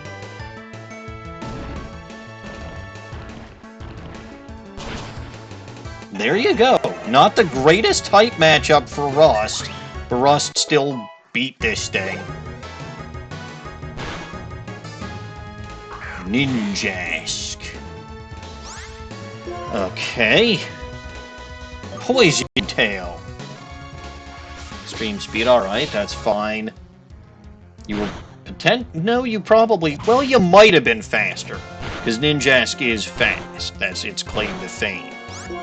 It's a ninja, Harry.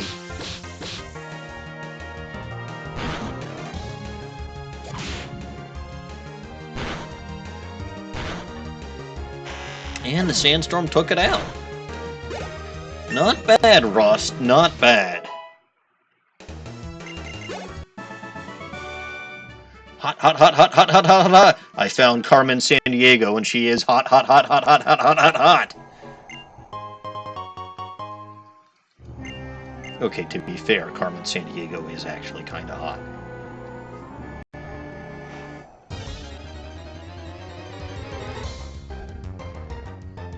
I like trench coats. This should be no surprise to anybody.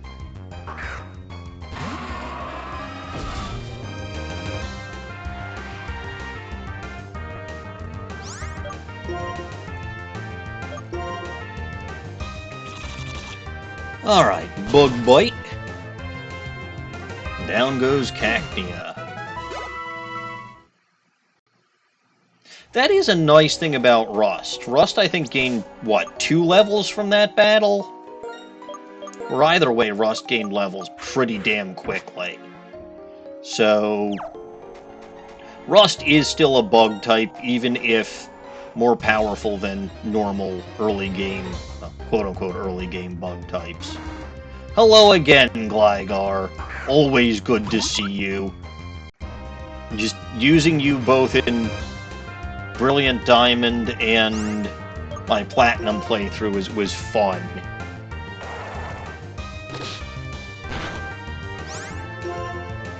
Although, again, just the stupid-ass decision of having Gligar available before the post-game, but still not putting the fucking Razor Fang in its Platinum location.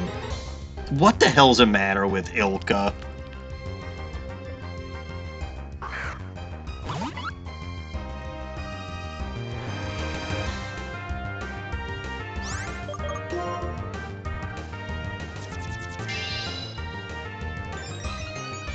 Yeah, you polish those rocks, Dwebble. You polish those rocks. I'm gonna go heal up with the doctor once more, then I think I've got everything that I needed to get. Do I have the claw fossil in the... Okay, which fossils do I have?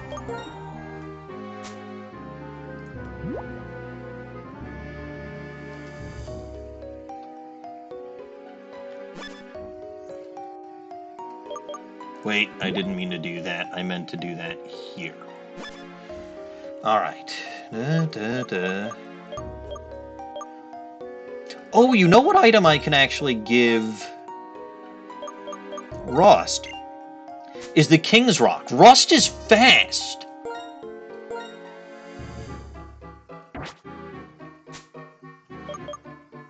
Right? Rust can potentially make Pokemon flinch with that. Okay, Armor Fossil, Claw Fossil, Dome Fossil, Helix Fossil.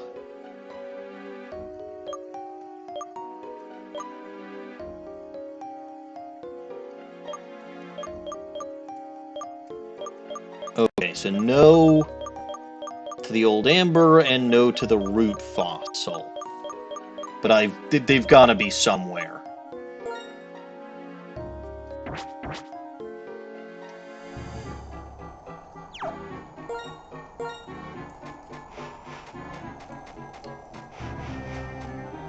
Maybe the Old Amber isn't here because it would be a weird place to find an Amber. Also, I haven't beaten the crap out of everybody on this route yet, so okay. I haven't finished exploring yet.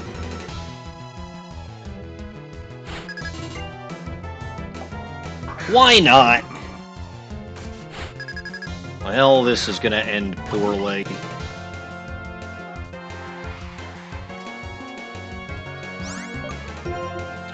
I could stall and wait well, okay, this isn't a frickin' Nuzlocke.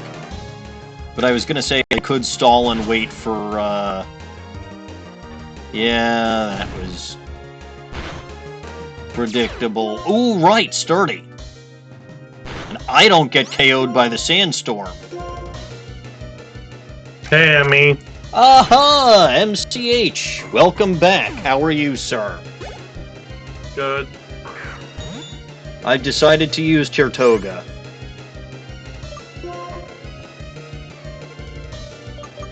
I don't know why. I don't think I've spoken to you since you've officially come back from your vacation. How was your vacation? It was pretty good. Excellent.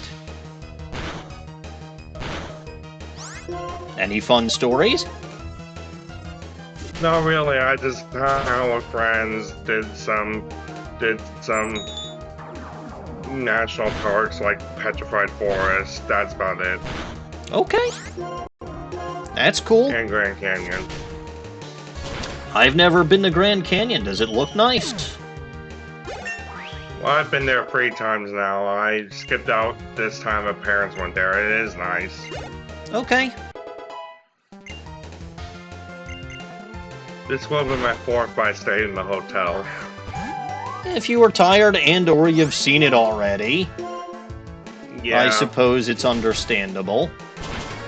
It's just that parents love national parks and having a chance to get in. Like Petrified Forest, I've been 5 times. It's like they always love taking me to places I've seen before, and I just don't like national parks personally. Fair enough. Nature's not for everybody. Yeah. Although, to be fair, there are lots of national parks, so why do they have to take you to the ones that you've been to already? I'm sure there are ones you haven't been to yet. Not really. We've been to mostly all of them. We have a wall. We have a poster on my wall of all the national parks we've been to, and there's only like 5 we haven't been to. Huh. Well, alright, I stand corrected. Or perhaps I should say sit corrected, because I'm sitting, but you know what I mean. This includes stuff like Volcano in Hawaii, which Mom has been to. Okay, but have you been there? No, but I'm not going to Hawaii. Reasonable. I kind of want to go to Hawaii.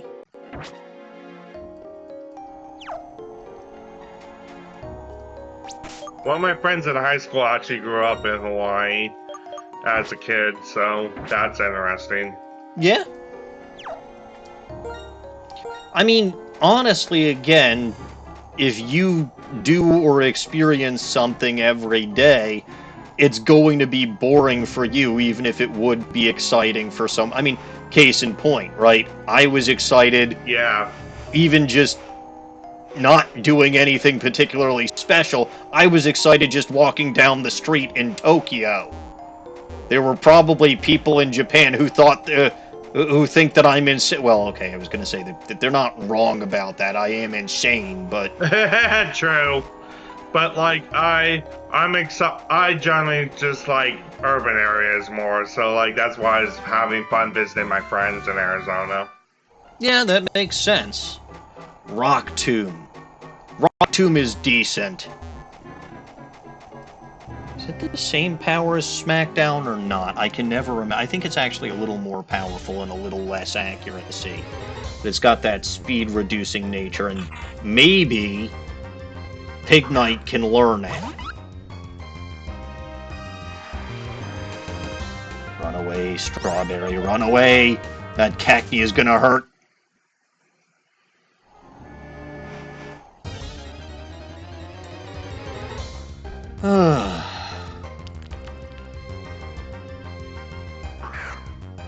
So I didn't get a chance to stream this last week, but I think you know, right? Because you were just getting back from your vacation last week, right?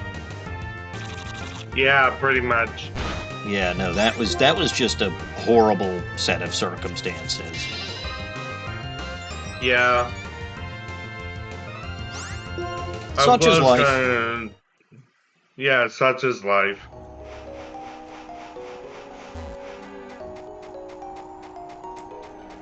Alright. World is full of mysteries. So we should call Mysteries Inc.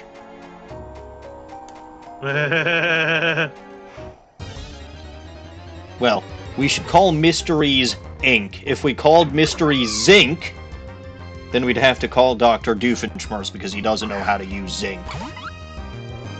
True. Oh yeah, speaking of which, the new season of Phineas and Ferb is gonna end with his fears coming true in the vending machine apocalypse. I'm sorry, did you say new season of Phineas and Ferb? Yeah, they had one this past year. For some reason, I completely missed that. Yeah, it's on Disney Plus first, but but it does have Disney Channel access like a couple days later. So that way they don't alienate. That way they don't alienate both sides. Well, I don't have either of those, so it explains why I didn't know. But the second TV movie also existed, but that was 2020 for Disney Plus only. I remember the first movie. Yeah, they're doing a third movie now. You know, if you've second one was the first attempt at bringing back the series. And the second attempt was actually a crossover with a different series by the same creator, Milo Murphy's Law. I was gonna say Milo Murphy's Law, right? That I have heard of. So, like, they had the second TV movie on Disney Plus, and they had the crossover. Then they brought it back for realsies last year, and they only have a season 6 and a third TV movie planned. You know what was a really good set of TV movie crossovers? The Jimmy Timmy Power Hours. I was just about to say. I think the first one was still the best one. I'd say this third because they had the really stupid idea and it just backfired inevitably. The third one felt a little out of character for both of them. Like, okay, even if they're not fighting anymore, I still can't see them completely ignoring their friends just to hang out with each other. Fair enough. But, again, it's not... Like I said, they're all good. I really do like the first one, I think, the best. Yeah. And I'm not biased because Mr. Crocker actually makes it into Fairy World. I mean, yeah, but that's not the first time or the last time he's done that, let's be real. But, like, it's one of the funnier times. He goes on the tour. And they Oh, God. I just remember one of the funniest. Speaking of Steve Odekirk shows, I was really wanting to watch Back at the Barnyard again recently because I love the Barnyard film, but Back at the Barnyard just felt like a radical departure from the film. So I didn't like it as a kid, but as an adult I might like it more. It's, sometimes it is worth going back and watching things. Maybe you didn't understand them when you were a kid. Maybe you were too young to appreciate. It's worth potentially doing.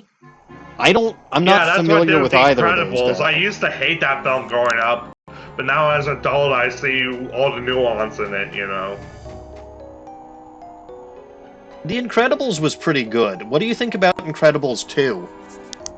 No. Why not? It's just not a good film. It didn't have the sheer amount of nuance the first one did, and it's just not. It's probably one of Pixar's worst sequels. Yeah, it didn't have the same level of detail that the original one did, I'll give it that.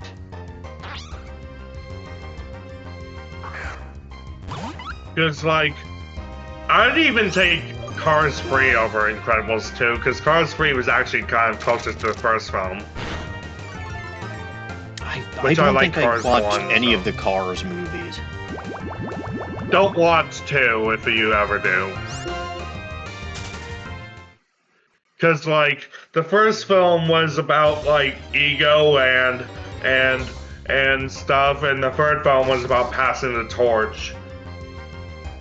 The second film was just bad. Yeah, no. Ego. And then I can see that continuing on with a theme of passing the torch in a second movie, but apparently that wasn't the second movie, that was the third movie, and, well, we should just skip. Okay, so noted. Because the second film was a spy entourage with a beloved character from the first film, but then it just ended up being completely rushed and mixed reception, and everyone preferred the game adaptation than the actual film. Always good when something like that happens. And then it also ended up being completely ignored in the third film anyway, so... Gee, kind of like how Rise of Skywalker mostly got ignored, or Rise of Skywalker mostly ignored what happened in Last Jedi. That's true. Which Rise of Skywalker had its own issues, but... I never watched it, actually. I know the general brushstrokes, but... by the time I got through The Last Jedi, I was like, okay, this whole thing is going to be a mess, isn't it? It was... Episode 9's original pitch actually would have fixed a lot of the issues.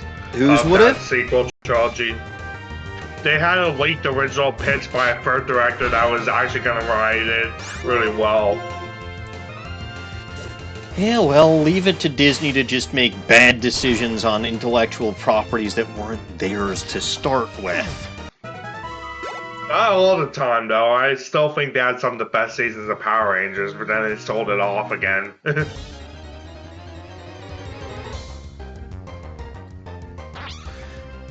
I don't remember Disney owning Power Rangers, but I guess by the time they did, I wasn't really watching Power Rangers anymore. It was the 2000s. They held it from 2002 to 2009. Oh, then I probably did watch some of it. Well, they owned it from midway through Wild Force all the way up till RPM. I probably did watch some of it. But the Power Ranger that sticks most in my mind is the original Power Rangers. I'm old, but... Yeah, I mean, my favorite is Dino Thunder, which was a Disney season, because it combined all aspects of all seasons to a certain point, because Tommy Oliver was all grown up, but was now the mentor of a new team, and the new team had to come to terms with all sorts of stuff. Like, they even have a retread of Green Ranger arc, and Tommy's like, hold on, I know what's going on here. It's good that somebody knows what's Mentor. going on here, because I never know what's going on here. Because, like, they had an evil White Ranger that was struggling with being brainwashed to be evil when he turns into a Power Ranger, and Tom's like, hold on, I've seen this before, you know. Character development, continuous story arcs, yay, useful. Yeah, so like, and it was also the first season to connect to the season before and after, which is a trend Disney did all the way up when they had the series for a bit. You know, that's not a bad thing. Yeah. That's really not a bad thing. Consistency and referencing yourself and your previous season. It's especially since they stopped the continuous story after Lost Galaxy. Yeah. But what you're saying is kind of familiar to me. It's somewhere in the back of my head. Yeah. Lost among all the other clutter and junk that I've got in my brain. Somewhere. Fair enough. But yeah, like, they also did good with the Muppets for a time, but then they stopped after Most Wanted again. I'm sorry, what about Muppets? When Disney owned the Muppets since 2004, they did good with them for a time, then stopped, then did good for a time again, then stopped again. Yeah, I think I knew that Disney owned the Muppets. The Muppets are funny, though. Yeah, like, they stopped doing stuff with them in 2013, I believe. Like, they tried a couple times to reboot them and just stopped again. Well, as long as whenever they bring the Muppets back, Statler and Waldorf stay. We all love Statler and Waldorf. In the first reboot movie, they're like, I've had dreams of coming back here. Dreams? More like nightmares! Oh! Oh, God.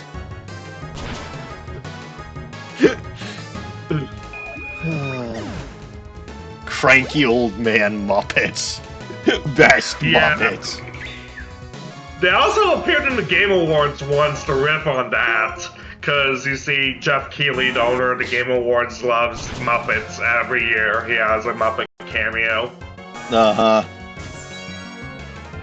And it makes sense that if you're going to have Muppets cameo at some kind of ceremony or show, you get Statler and Waldorf, and they just make fun of you the whole time.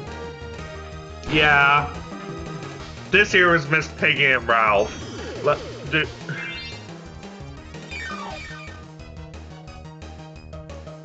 He has yet to have Kermit himself, though, for some reason. Probably because Kermit costs the big bucks. Yeah. Like, he had Beaker and the Professor. Bunsen and Beaker. He had... Yeah. And then he had the shrimp guy. I can't remember his name for the first time because he was cheapest at the time. God. Rizzo's the rat. What's the name of the shrimp? Mighty Prawn, if I recall. I was gonna say something prawn. But you get the point. Like, he was the first cameo, and ever since they just got, like, more and more characters. Good. It's nice to have a recurring joke. Yep. To the point that when, in Summer Games Fest, when he announced the Muppet-inspired game, and he used the P instead of an M, I was like, with a P? Sorry, say that again? It's more, he announced a puppet-inspired game at Summer Games Fest last year, and everyone's like, with a P? Yes. It's Puppet, not Muppet. Muppet is a specific brand. That was like Food Sesame Street, because Jim Henson did both, remember? Yes, I know. I was alive during this time. I know. Wait. So am I. Or was I, but you get the point.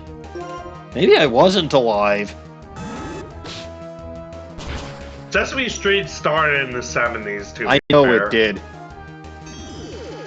I know it did, and Count Von Count actually used to be more spooky. Yeah, and Oscar the Grouch is more grouchy. He needed to stay grouchy. He did.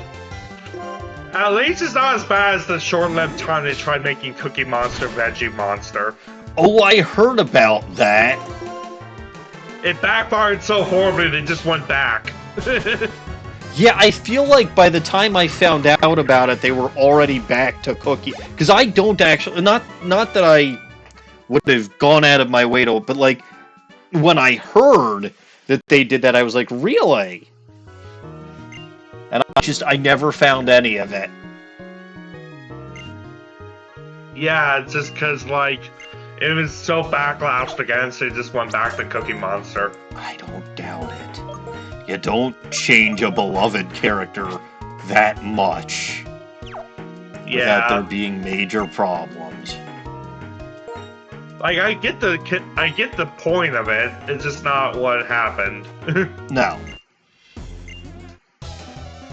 Plus, what kid wants to have a television show about a monster what likes veg?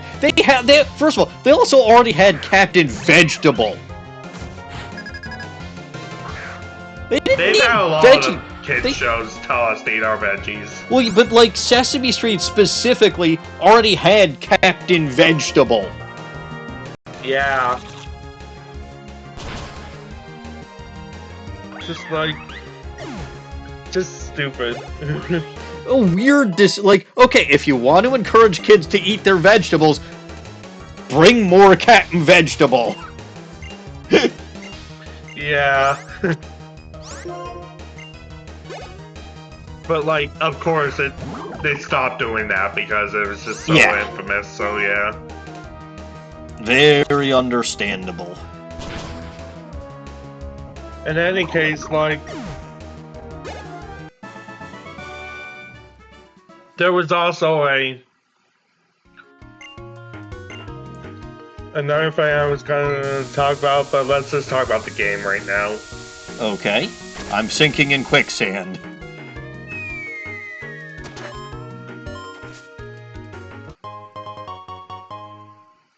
Oh yeah, that part. Well, you did say let's talk about the game just as I started to sink into quicksand. Ooh, that's a new one. I kind of realized they were at that part of the game. Yeah, no, I'm here. And I've caught 103 Pokemon so far. I'm getting there. This should be 104 if I can catch this Duskull. And it's poisoned, so I don't see why I shouldn't. And that's the fake Nezalon getting the ball and dies from poison. Yeah, but its catch rate isn't that low. Hooray! First ball. Nice. Never got a quick catch in Gen 5. Because I know they have a different sound for it than they do in later gens where it just shakes once. Yeah, I think I've gotten it a few times. Especially in this one where I'm actually trying to catch a bunch of Pokemon. Well, that's the thing. I never caught a bunch of Pokemon in Black and White 1, but did in Black 2, White 2. Fair enough. But Black 2, White 2 is still Gen 5. It is. I just never got a quick catch in Black 2, White 2, to my knowledge. Fair enough. Actually, that sounds very unfair. Quite a few in Gen 6, 7, 8, 9. But... yeah, no, I get... like, I'm almost upset if I'm trying to complete a Pokedex or if I'm trying to catch... you know, I'm almost upset if I don't get... oh, idiot. I stopped running one tile too late. Oops. Back in the quicksand! But I did get my old Amber down here. I think the only one that I don't have is the root fossil. And if I had to guess, I'd say that the lady on the other side of the quicksand is gonna have that for me. Oh no, Deep Sea Tooth and Deep Sea Scale. There's got to be a way for me to evolve. Yeah, but there's got to be a way for me to get the other one. Probably. There has to be. Because I mean, I know clam pearls come with one or the other in Gem 3. I'm not sure about this game. Well, in this one, there's a way to evolve, or there's a way to obtain all 649 Pokemon. Now, I'll grant you that the Liberty Pass was necessary to get myself Victini, but I was able to do that just fine, and Victini is one of the 104, soon hopefully to be 105, Pokemon that I have caught thus far. Yeah.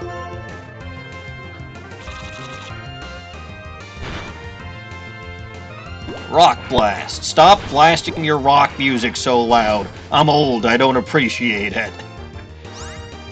You know that's a lie. I know. I love rock music. Gee, I would have guessed, given the fact you have a Weird Al parody of American Idiot on your channel. I don't anymore, actually.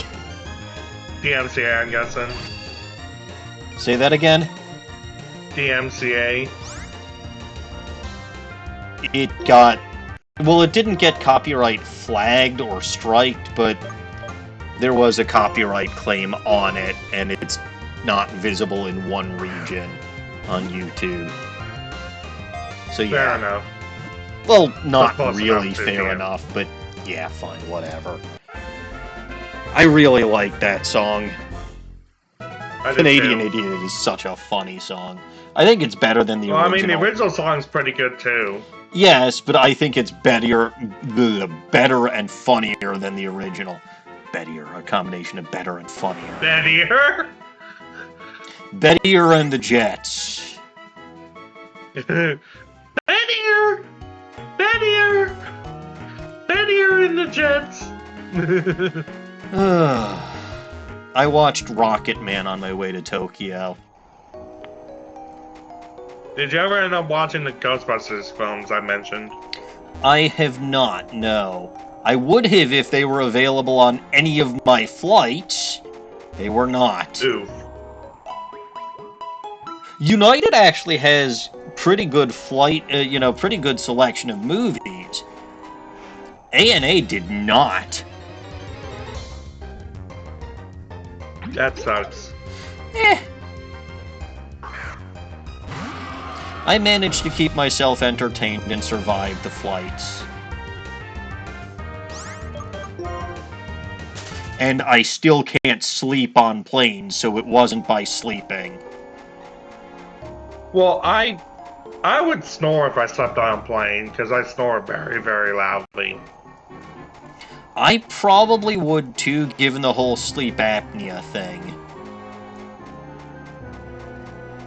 Because I'm allowed to take my CPAP onto the cabin, but I'm not allowed to use it, which makes sense.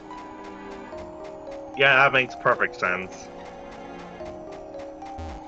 It's loud in a different sense. Well, yeah, it makes... Well, it's not that it makes noise, it's that I feel like there'd be issues with the pressure. That too. But that would be the bigger issue. Also, probably not a ton of room, and I also would not have access to... Unless they've got distilled water on the flight, but... Probably not. Yeah, they've got water, but not distilled water, and I sure as shit wouldn't have water because TSA would have confiscated it from me. And like airline food is infamously bad because the altitude. I mean, the food that I had on my way to Japan was pretty good. I like the chicken. It's just the altitude is what makes it taste bad. It's not actually bad from what I know. It didn't taste bad. Maybe, well, okay, the food on the way back wasn't great, but that's just because they were both fish, and I'm not a massive fan of fish. Plus, they gave me fish breath, which I couldn't brush for several hours afterward. That was miserable. Gotcha. Ugh. But I ate it. I wasn't going to say no to the food, first of all, because it was specifically the kosher options that they had specifically for me. And Gotcha. second of all, because I was still hungry, and in my case, low blood sugar is very much a trigger for migraines. Oof. Yeah. Last thing I wanted was to have to deal with one of those. Oh, I During thought you my were going trip. to Relic Castle late, not like early. No, I'm Like, going to during Relic the- Castle as soon as I could get to Relic Castle, which is between Castilia and Nimbasa, which is where it is. I thought you were going it for the story mandate visit. Oh no. Oh no, I'm not that far into the game yet. That's why I thought I said you're that far already. No, I'm only 3 badges in. If I was at the story part for Relic Castle, and I had a team that was in the low-level 30s, in this game in Oh, you got particular, I would be screwed. Yeah.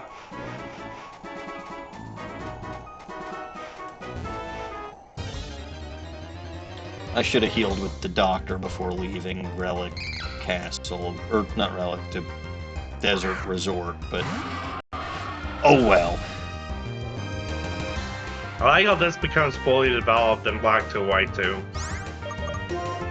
Which was fully developed? The Desert Resort area. It was a little better. It was like, had actual houses and stuff. Are you sure you're not thinking of the actual desert itself? Yeah, the Route 4, I mean. Yeah, because the Desert Resort is technically different than Route 4. Also, it depends on which Yeah. version you were playing. It's Black 2 that has the development and No More Sandstorm, and then White 2's got more ruins. Gotcha. Lily. Well, that makes sense, because White and White 2 were based off nature compared to the development of Black and Black 2. Exactly. Exactly.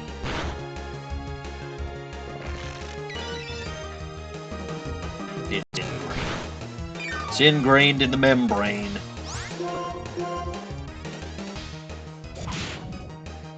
I don't think I got myself a root fossil, though. You didn't. So, I'll have to go back for that when Team Plasma takes over Castle. oh, okay. As long as it... But that's just an odd fossil to have available as a fossil so late in the damn game. Yeah. Well, this gen didn't include any new ones. I know that remember. this one did... Well, yes, it did. It did? Yeah. Oh, right. Arkin and Tirtoga. Forgot about that. It was... I was thinking of Gen 7 then. Or Gen 2. Yeah. Well, not Gen 2. I know Gen 2 didn't. Yeah.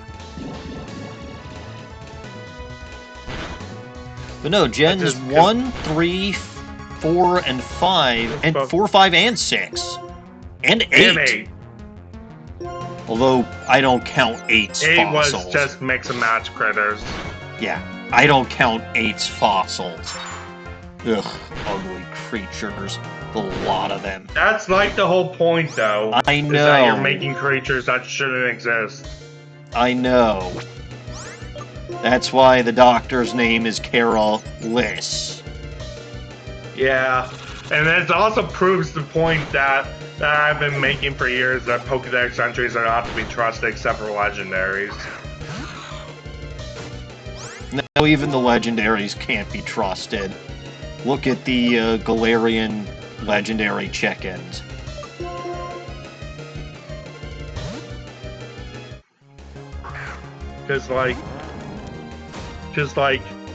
a lot of legendary lore is locked behind Pokédexes, and some of it's accurate, others are not. Yeah, But like yeah. it's, and then Pokédex entries for a lot of Mon are just weird. I mean, I think I've mentioned this before, but some of my absolute favorite Pokédex entries are the ones for the Porygon family in Legends Arceus. Those are funny as hell, man. It just, as it turns out, hiring teenagers to complete your encyclopedia doesn't end well. No, it's not from the teenager's perspective. All the teenager does is collect the research notes. It's Laventon's perspective that all of those are written. I know, I meant like in most games. But yeah, no, that's fair. But like Laventon's perspective on the Porygon family is really funny because how would he know what the hell that's supposed to be? Yeah. I'm just talking more about in most of the games, like the creepypasta ones are definitely coming from edgy teenagers. Yeah, that smells about right. Oh right, I forgot. Professor Juniper was waiting here for me. How could I have kept Professor Juniper waiting for so long? Yeah, even Sharon got pissed off. You don't bother with the off. main quest. Easy, you don't bother with the main quest. Yeah, but I think she's actually going to give me Ultra Balls, which would have been helpful. Fair enough. Oh no, Cherish Balls! That might be a change in this hack. I know it is. Because Cherish Balls are normally event only. Yes, I know.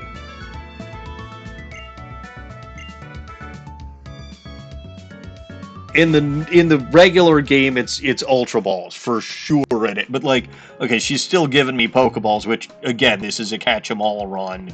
They're kind of necessary. Yeah.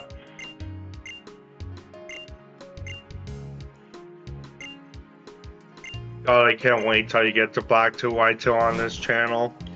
I mean, I'll get to Black 2, White 2 on the Bulbagarden channel sooner. Probably. Probably, but I'm not watching main Bulba channel much anymore. Fair enough. Oh. My favorite city in any Pokemon game.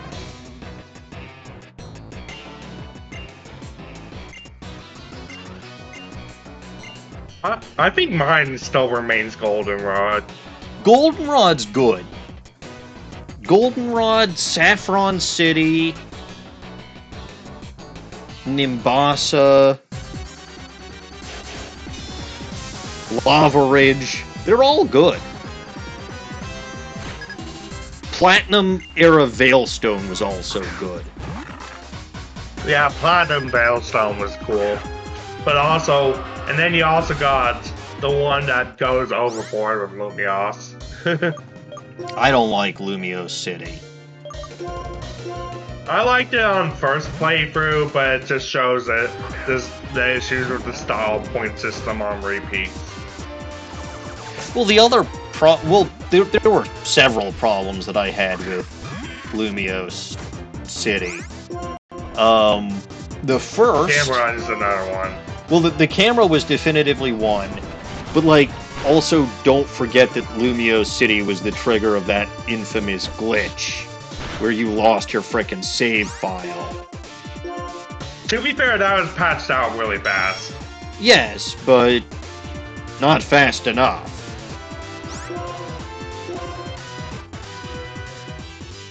Damn you, Sableye, and your detect. I want to squash you already. 3 detects in a row! This is a lucky Sableye. That's a 12.5 chance. 4? I know. No, it was only 3. Oh, okay then. I just saw the mobile delay. I mean, Twitch delay. Yeah.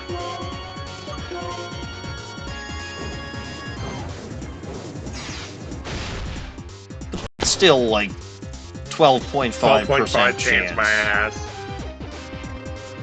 Well, it's like, okay, I figured out how they came to that conclusion. Right? It's like 1% chance when I try it, and it's like 100% chance when anybody else tries it. They average it out, it's like 12.5% or something. Yeah, it's like, it's not actually it. It's actually I know. true probability. I know. Because true probability, humans, yeah. You don't have to lecture an engineer on probability and statistics. Fair enough. It's just like, in Fire Emblem, they work around the fact humans suck with probability by having different RNG systems run on the seeds just to make it look like you're doing more than you really should with what the probability looks like. Yeah. Because technically every coin flip is 50-50. Yeah. But the more you flip that coin, it doesn't necessarily go up or down like people seem to think. Right. It's always 50% heads, 50% tails. No matter what. Also, hi, Bianca. So, like, and on Fire Emblem, they generally have 2 RN systems where it rolls 3 numbers and uses the top 2 to determine your hit rate. So generally it makes higher numbers higher and lower numbers lower. Or they have hybrid RN, which is a very complicated math formula if it's above 50%. But it's true, but it's actually true probability below 50%. Huh. Fascinating.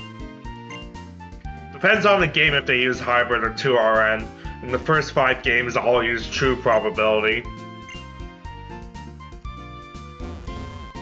Fascinating. There's actually a very infamous bug in the 6th game with the RNG seed stuff, which 100 hit was not actually 100 hit. It has a 1 in 10,000 chance to still miss. Why did I spend money on the return TM? I don't even have a normal type that I'm using. Like, let me look up the true hit glitch and Fire Emblem Binding Blade real fast, because it's kind of funny. Sure.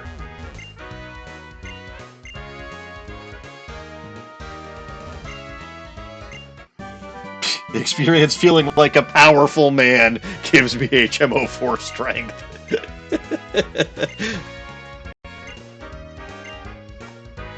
Sure.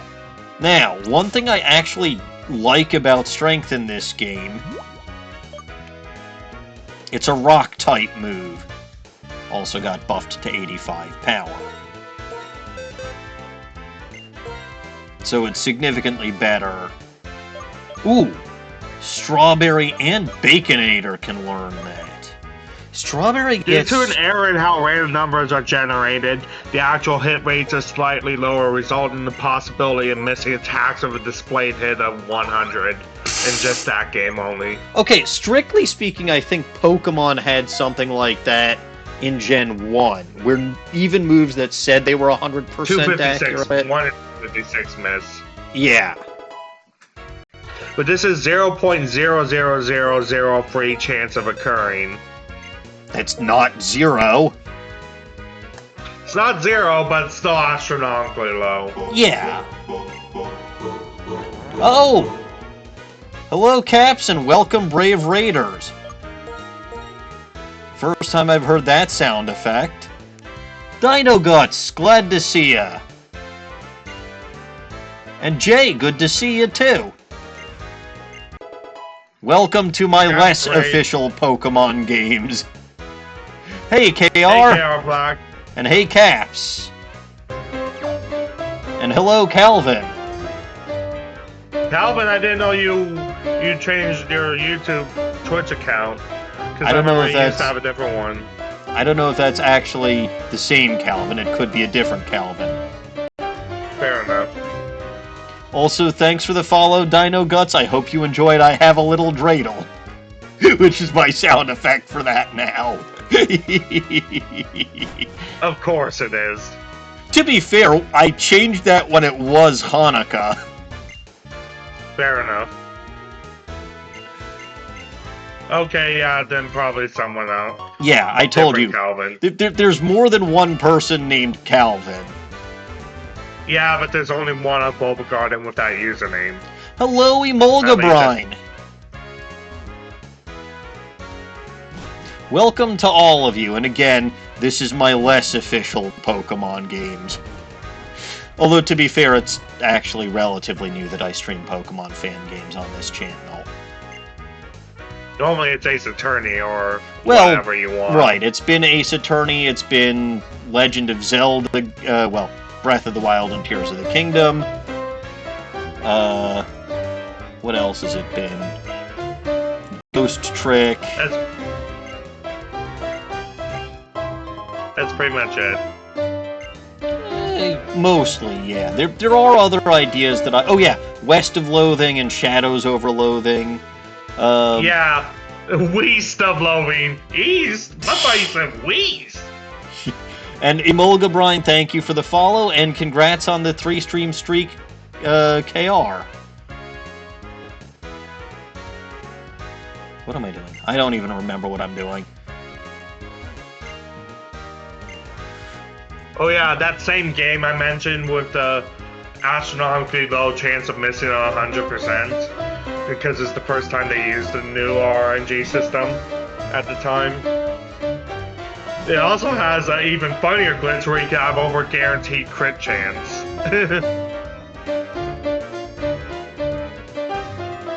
That's fun. Look, that's fun.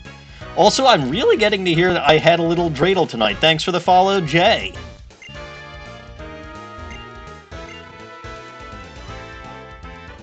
All right. You got fingered that, KR? Still funny.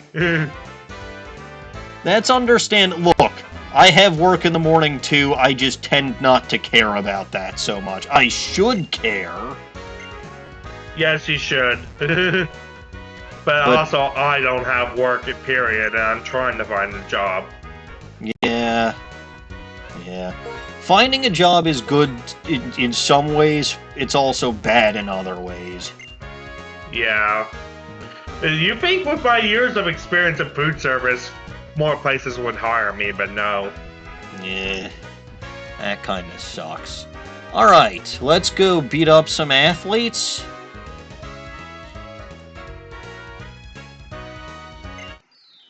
Oh, never mind. Bianca comes in. No, I don't want to deal with Pokemon musicals. That's the one thing I don't like about... Like, Nimbasa City's great in general. Yeah, I had a former friend that did that same thing, and he said KKS, and I was like, you probably shouldn't say that. Because he was Brazilian. I was trying to beat up some athletes.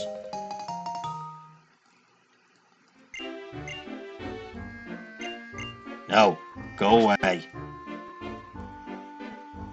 No, go away! Why is this mandatory?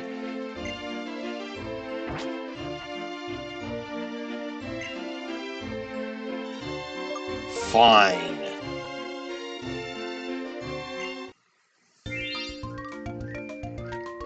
Well, luckily I already know KR. How do I... The hula skirt. The sunglasses. Actually, those aren't the sunglasses. Those are regular glasses. No, wait, those are... Well, those are the only glasses that I have. A little ribbon. A tennis racket. The top hat. I said the top hat. Will you let me top hat? It has to be on the left side because it's one of those ear accessories, I think. No, the problem is this is meant to do with a frickin' stylus, and I'm trying to do this with a mouse. Gotcha. Fair enough. Sure, that's a great look. I always did whatever in Pokemon musicals, similarly. I've never actually done Pokemon musicals. I've done contests in both Gen 3 and 4. I've never done the musicals. What about Gen 6? Yes. Yes, I did do it in Gen 6 because Alpha Sapphire, they made me.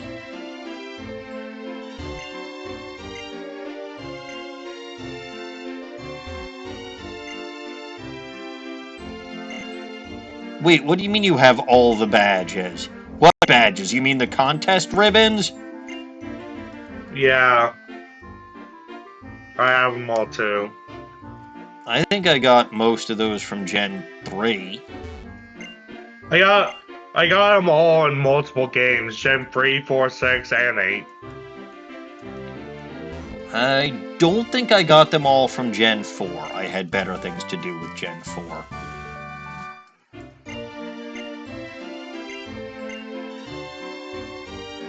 Good voice, so that's a good thing at least, sorta. Yeah, it's a thing. Oh right, I forgot about this. This is important. And this Once is home also compatibility comes out, yes you can. this is also one of the reasons why Elisa is such a fantastic gym leader. But we're just gonna Because she's a supermodel? no, because she actually has character development. I know, I'm stands joking. up to Bianca's dad. I know, I'm joking. Also, yeah, Gen 5 had some absolutely fantastic music. Like, I like Nimbasa City's general theme better than this, but this is a good theme as well, and you don't hear it for very long most of the time. Unwavering Emotions is what the song's called. Plays in multiple settings in both games. Yeah, but still. I was answering Emolga Brian.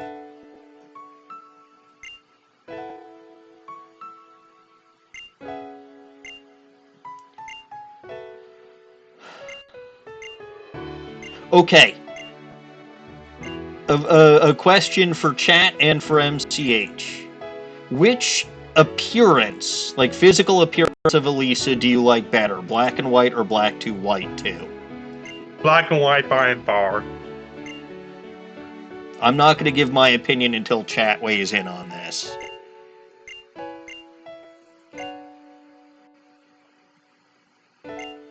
If we're talking like other gym leaders, I actually have the hot take of liking Sabrina's Heart Gold to Silver design. Okay, I think for me, Sabrina's red and blue design is probably one of the best.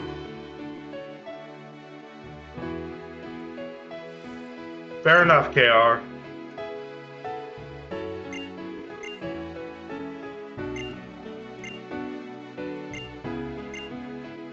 Dino Guts is black and white.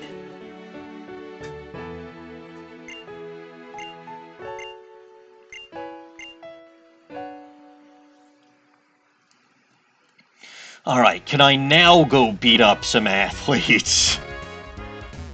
They kind of deserve it after the Bears fumbled the playoffs. Okay, look. Emolga says black to white to... Oh, hey! It is football players that I can fight today, so... That's what I'm saying. Well, it's different every day. Yeah, I know. You got big stadium and you got the small one court, as yeah. well. Are the Paldea ones the only ones to be fully employed? You mean that every single one of them has a second job? No? Probably, yeah. I mean, technically the Gen 8 gym leaders, that is their job. I mean, yeah, they're in Gen 8 sport. their job is being athletes, but... Yeah. Gen 4, you had 2 miners. What was Gardenia? Gardenia had some other job with a plant store. Fantina was a contest star. Crasher Wake was a wrestler. Maylene was a gym trainer. Well, yeah, gym as in, like, what Actual we would... gym. A dojo, not a gym. Yeah. And then Candace was a teacher? I think? But that was anime only. They don't mention that in the games. And then Volkner was kind of a town electrician / handyman. I feel like Gen 4 would come the closest in that regard then. Aside from Gen 9. And then Which Larry is just the mood. Well, hold on, but in Gen 5, specifically Black and White, the triplets... We have supermodel, actor... What? Hold on, man. Let's start from the beginning. The triplets all have their own restaurant, right? Museum. Then you've got the museum curator. You've got artist. You've got supermodel. You got a play flyer. Well, you're skipping Clay. Clay is a businessman, and then he runs his own mine, and then he runs like every single frickin' hotel. And the P World and the PWT in the next game. Yeah, the Pokemon World Tournament. So Clay is busy as shit. And then Skyla's a pilot, Bryson's an actor, Drayden's a mayor. So yeah, no, Gen 5 they were all employed. Iris becomes a champion eventually. Well, but she's like a kid in Pokemon White, so more accurately she'd probably be a student or something, but... She's also the head of her clan, supposedly, so... I think that's anime only. No, that was mentioned in the games, too. Maybe Black 2, White 2.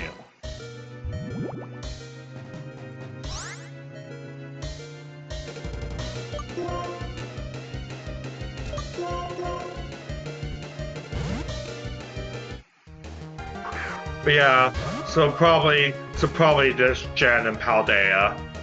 Then, and Gen 4. Aside from... Well, most 4. Because like we didn't say all of them, keep in mind. We did, though, didn't we?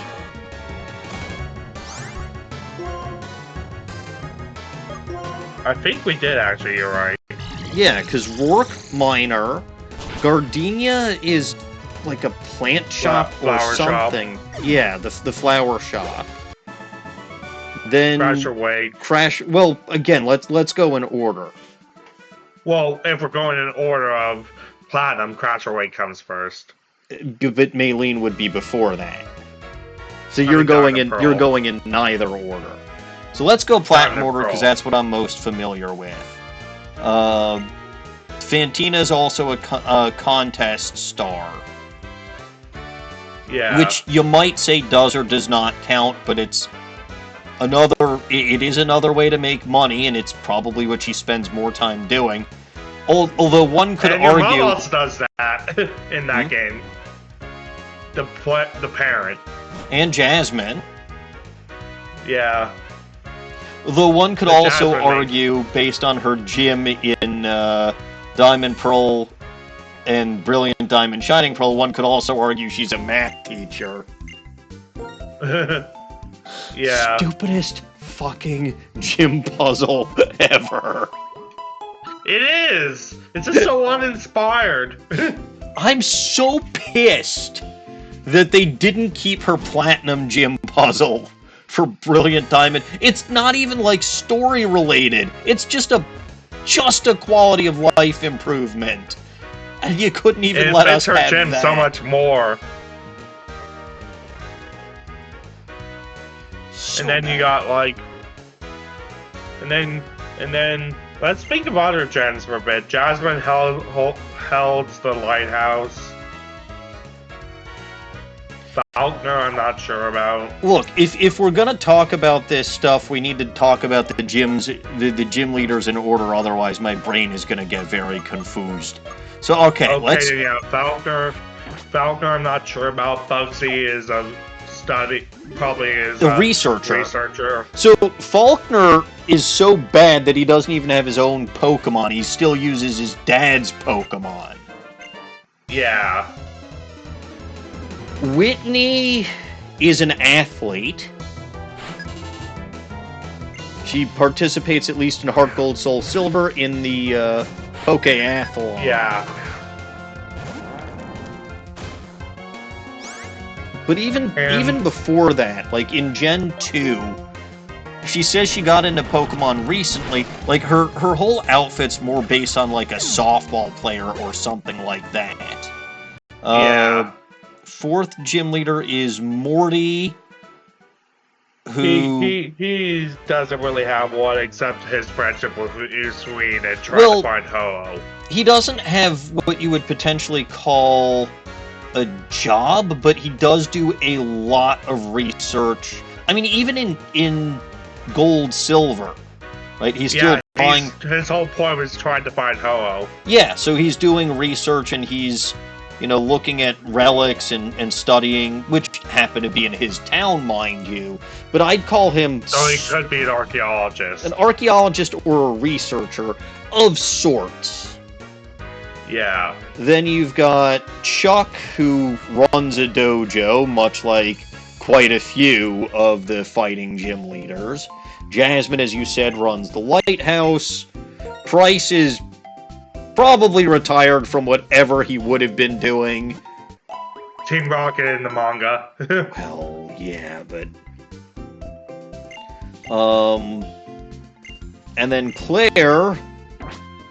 Is the leader of a clan. Is, I think technically Lance is... Well, no, she's not. Crystal conclusively proves that she's not the leader of the clan. Oh, right, yeah. Crystal, Heart Gold, Soul Silver. Lance is the leader. No, so Lance's father is still the leader, or grandfather, or something. The guy in the house what gives you the Dratini, if you answer his questions correctly. Well, then Claire just doesn't have a job aside from gym leader, then. Unofficially, she's probably a dominatrix, but they would never say that in Pokemon. That's probably true. I mean, have you seen her bodysuit? Yeah. Between her and Sabrina having the whip. Could also be said for Sabrina. She even has a whip in the first game. Right, but that's part of the reason why her red and blue design is still the best for me. Although, again, I think I've made no secret that Sabrina's my favorite Gen 1 or Kanto gym leader. Not because of that. Honestly. Not because of that, but because... First of all, her anime appearance is absolutely fantastic.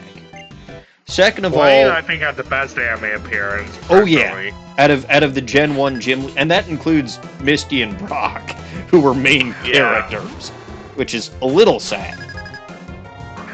It goes to show how they didn't find their true voice till Orange Islands, and especially Gen 2. Well, Orange Islands would have been Misty. Gen 2 would have been Brock, because Brock was... I'm talking like for the anime as a whole. Yeah. Because like they were experimenting because they didn't know what to do until Orange Islands and Gen 2.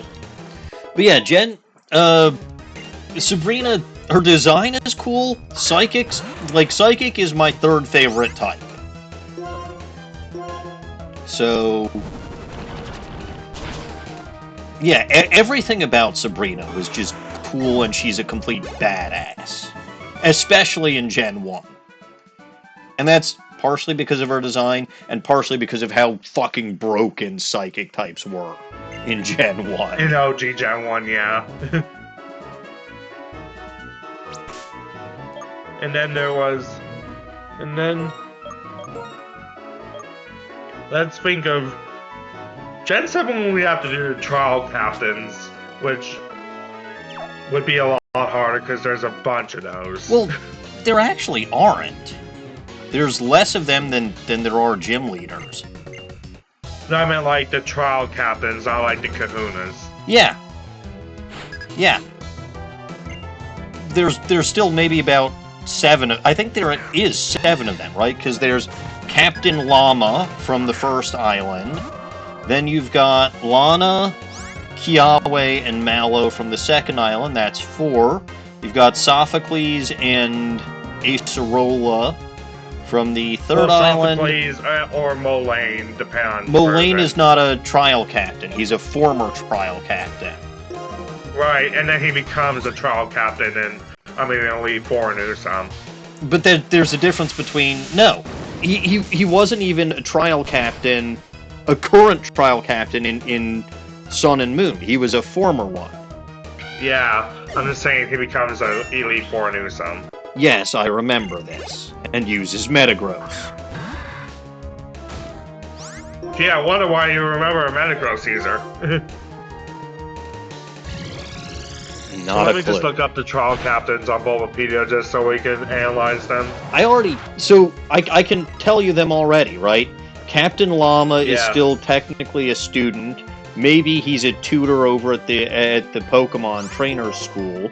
Lana fishes. Then you've got Kiawe who does his dancing. Right, Kiawe's also a clerk, remember? And he's a clerk at the Thrifty Mega Mart, or whatever it's called. Mallow's a chef and works at her family restaurant. So that's 4. Sophocles runs the Festival Plaza and is an inventor. Acerola is former royalty of Hawaii. Well, former Hawaiian royalty. Doesn't really have a job, maybe librarian? And then Elite Four, basically, no matter what.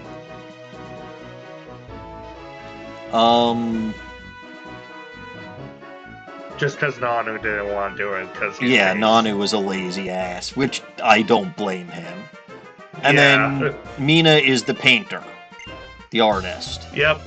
So that they sort of all do have jobs. Dragon is just there. Well, yeah, what confused the shit out of me in Sun and Moon was that the final island had a captainless trial and a trial-less captain. At least in Ultra Sun and Ultra Moon, she has a trial. Yeah, and then of course Bug didn't have one because Guzma applied to be one, but then he never got accepted, so he just stole all the Bug NMZ. Which I conveniently grabbed one of when I raided his mansion. And Psychic and Flying are just randomly found in the side quests. And Ice. Yeah. Psychic, Flying, and Ice are just all randomly found in weird... Like, Flying is 10 Carat Hill, Psychic is the fucking desert, and then Ice is the mountain place. Which, to be fair, the desert is an electromagnetic field, which has implied to have psychic abilities in previous games. Yeah, I can believe it.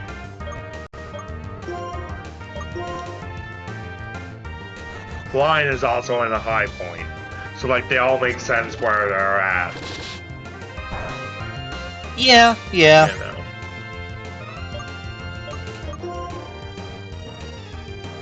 But, like, it is funny that those 3 specifically don't have trials. Yeah. There you go, I just got a critical catch.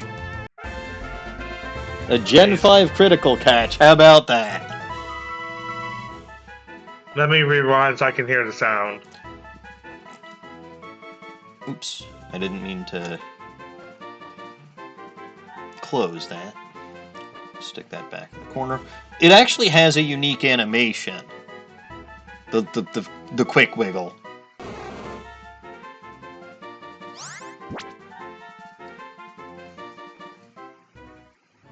But yeah, technically, KR, not even close. Gen 5 was the one where each of them explicitly had another job. Again, black and white specifically. I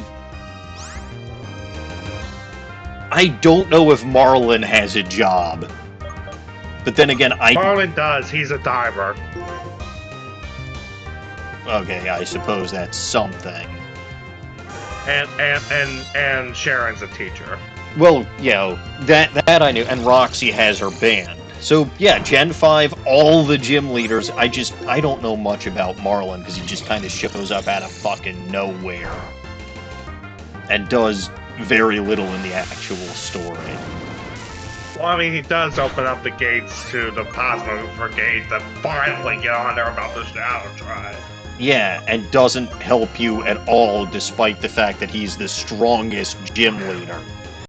And by the fucking way, how did he become the strongest gym leader? Like, where the hell did he come from? Why did I not see him at all? And, like, okay, I can understand 2 early game gyms showing up at him, especially Charon.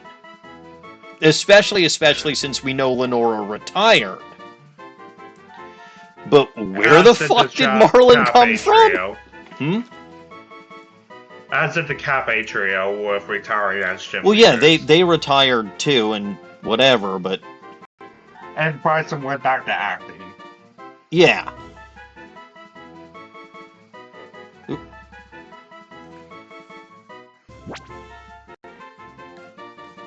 But okay, whatever. And then there's,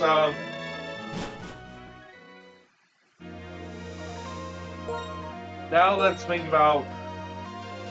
We've been through all the gens except Gen 1. We didn't finish. We did, there's Gen 3, and then Gen 6, I guess. Okay, so Gen 1, Brock, I don't think has any other job. Except in the anime, but that's the anime. Well, except in the anime where he does cooking and whatever. Misty does have a job. She's mentioned as trying to increase tourism. And in the anime, she's got her performances that she and her sisters put on. Yeah, but in the game, she tries increasing tourism with the cape. Which is mentioned in both our and the Green Heart Bolts and Silver, you know. Yeah, so Surge, of course, is a soldier. Erica, again, anime specifically has her making her own perfume. But in the game, she just doesn't have much except flower arranging, I guess. Which is a job in Japan, so... Yeah. Also sleep. She sleeps a lot. Yeah. Which mood. Yeah. And then you got Kuga, who's a ninja. Which, okay, is that technically a job? Not in the modern era, no. Right, so...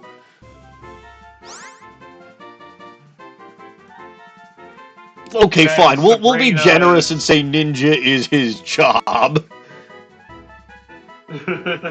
Sabrina, we can assume does have a job until she becomes an actor down the road. Dominatrix. I mean, why the fuck else would she have the whip? Fair enough. But yeah, she later becomes an actor too. Yeah, she's an actress. We see that in Black to White 2. Which, excellent use of Sabrina. Yeah. And then Gen 7 we have... Well, hold on. We missed 2, right? There's... I was gonna say Gen 7, but I said Gen 7. Misspeak. Oh, yes, Gen 7. So Blaine... He's a researcher. We know this because he worked with Dr. Fuji. There's a picture of them together, you can extrapolate from that in his fucking lab coat, yeah, that he is either a researcher or a retired researcher slash scientist. He made the key to his gym in Dr. Fuji's mansion, so... That's not...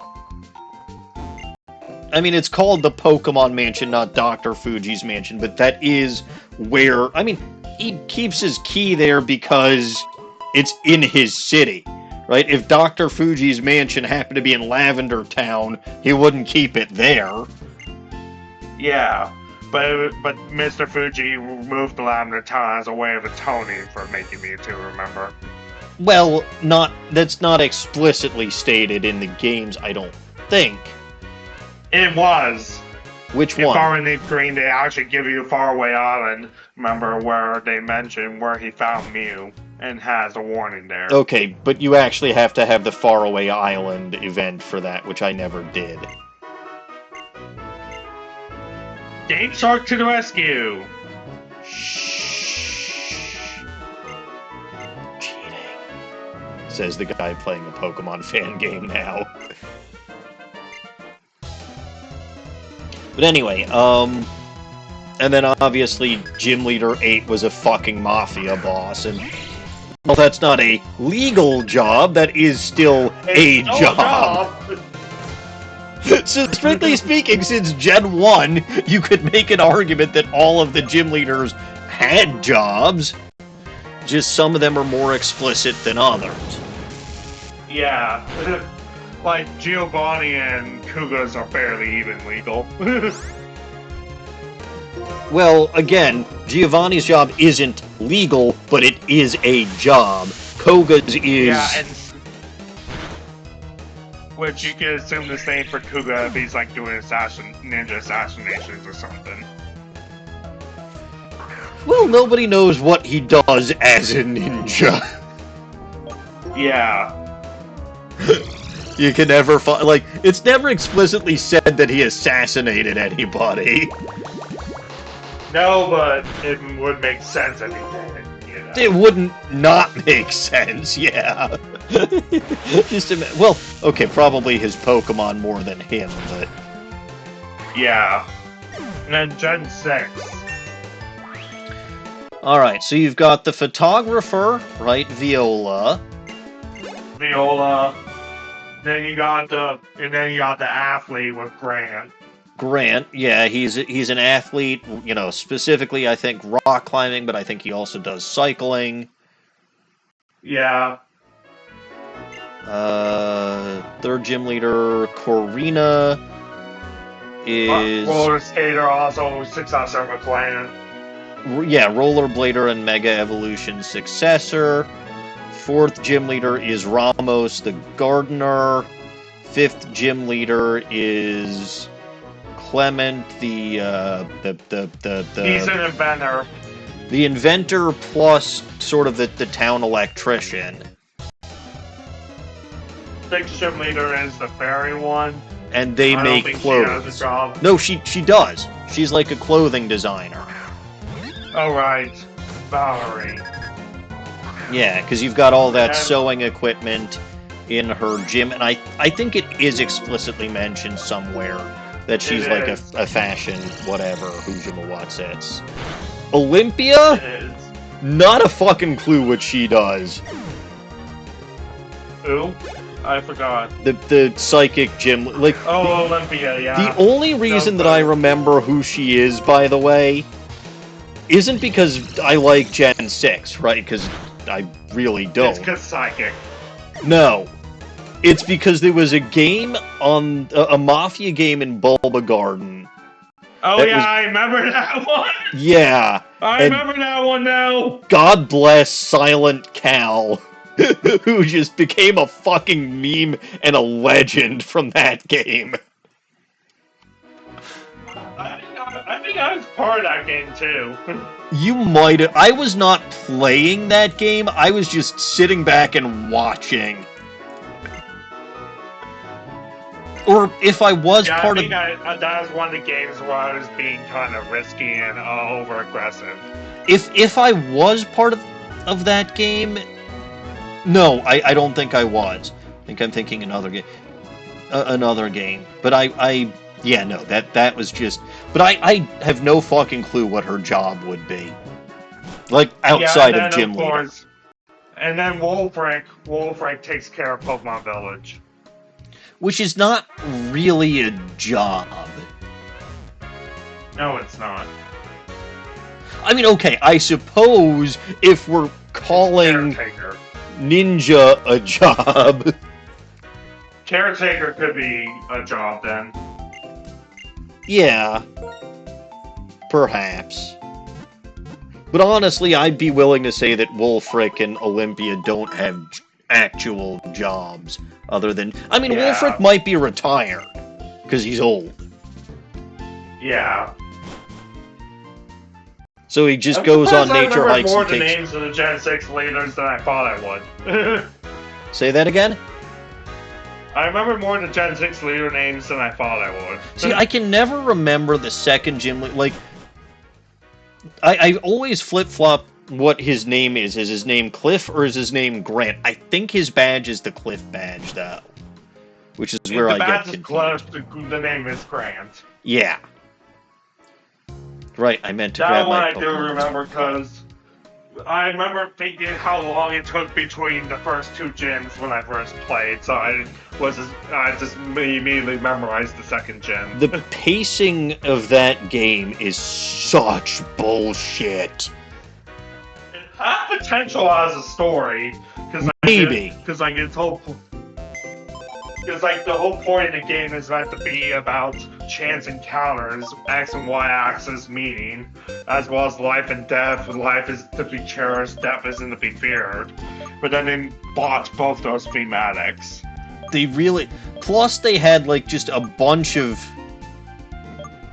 characters that I really didn't give a damn about. Like, Gen 5's rivals are all pretty fucking good. Gen 6's rivals, on the other hand, the only one I think I could call decent is Shauna. And even then, like, stuff happens with her that makes no fucking sense. Yeah. There we go, there's Dr. Doof. Come to me, Dr. Doof. It's your time to shine. It's such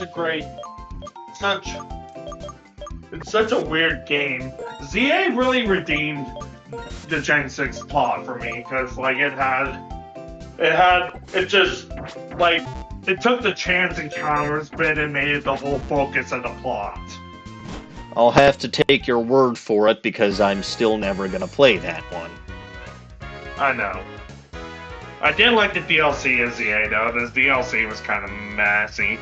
Which is sad, because both Gen 8 and 9 had good DLCs. Gen 9's was better, if you ask me, but still both had fundamental... Well, Gen 9's had a fundamental flaw. I like Gen 8's DLC a lot, so... Snack!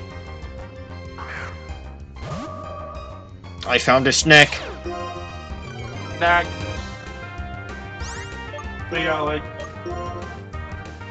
then you got Gen 3, I think is the Gen 3 and is the last one we haven't talked about. Okay, so Roxanne, I think she's an honor student, so she's still technically a student. She's a teacher in Black to White too, they mentioned that. Yeah. So she graduated and became, which, to be fair, she was already like a tutor or something, even as of Gen 3. Brawley runs his own gym, which is literally part of his gym. Like, and I'm talking like an actual gym, plus he's a surfer.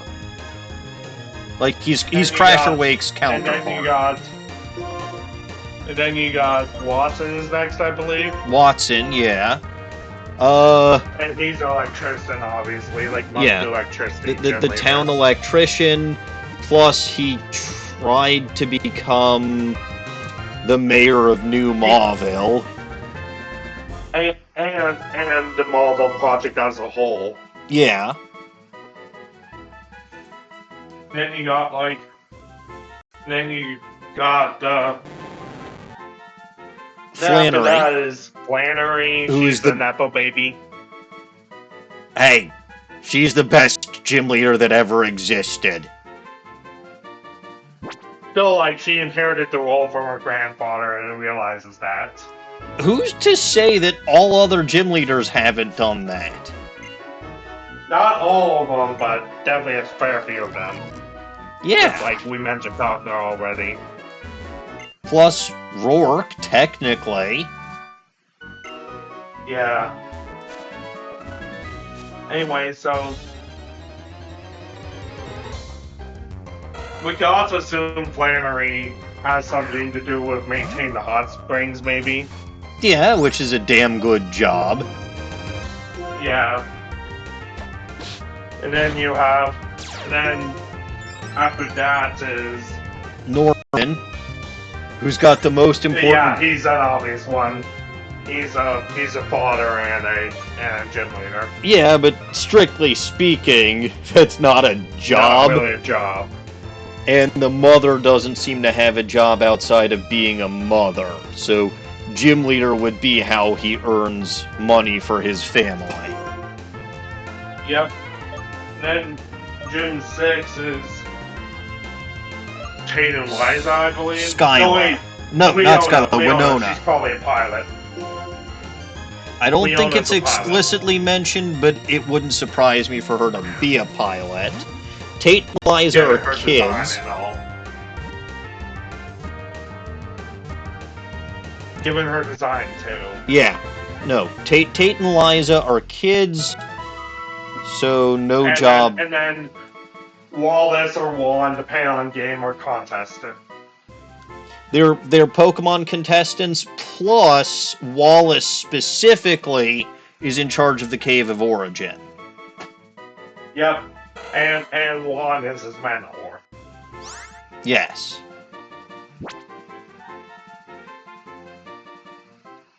But yeah, aside from Norman, all of them have jobs in that game too. Yeah. So yeah, this is an interesting discussion to think about, honestly. Yes, it really is.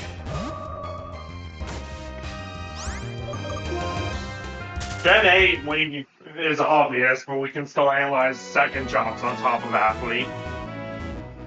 Farmer for Milo. Nessa is fisher and competitive swimmer, I believe. No, fashion Yep. model. Yep. Explicitly And fashion then you model. got like, and then Bay and Alistar depend on game. Well, Alistar you skipped over Kabu. Oh yeah, Kabu. Kabu also is a soccer coach. Is that explicitly mentioned? Yes. Okay, because I don't remember that fact.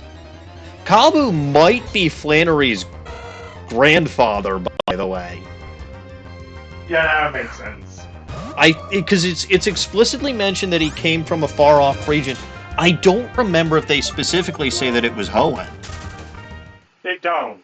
If they don't state it, it's usually a region that hasn't been named yet in recent games. So.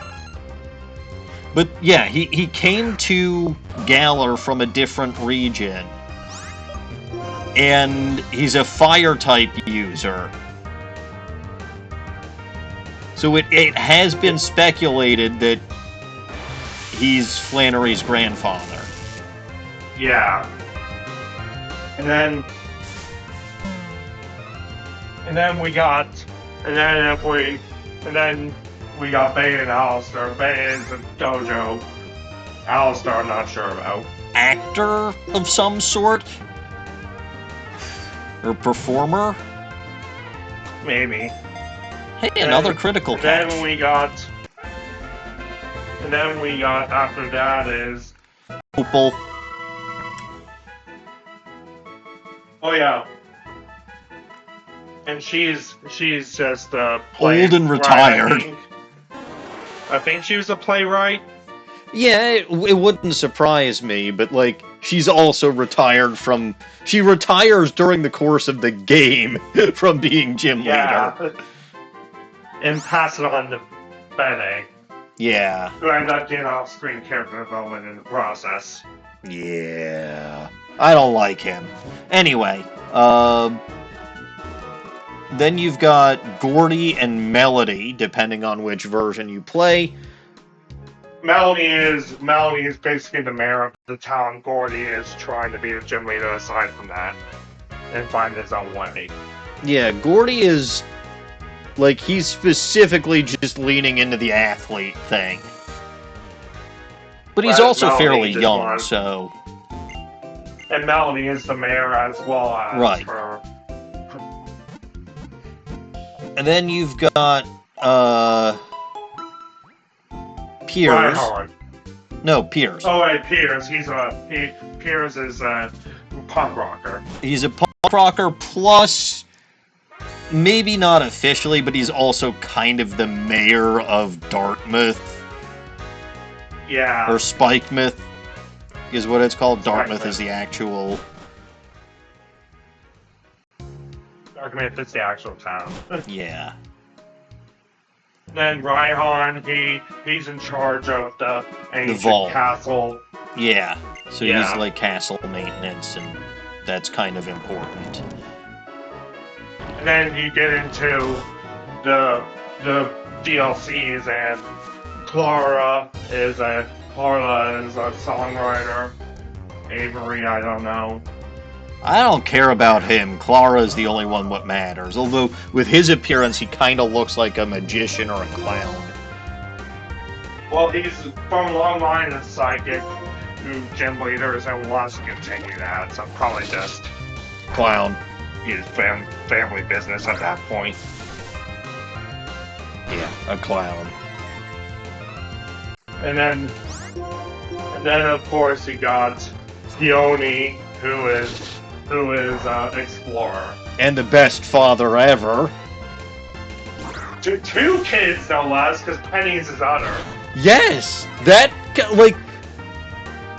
surprised me, but also made a fuck ton of sense when they revealed that. Yeah, they referenced it as early as Area Zero. They did! They didn't... From Galar and Masters, but we don't know who her father is until he mentions in Ventura. Yeah, no, because she says that her father is so annoying and always calls her by nicknames like Pen, and then, you know, again, when they finally reveal that... she's from Galar. So that already adds up. I don't think they specifically said she's from Galar. They do in Masters.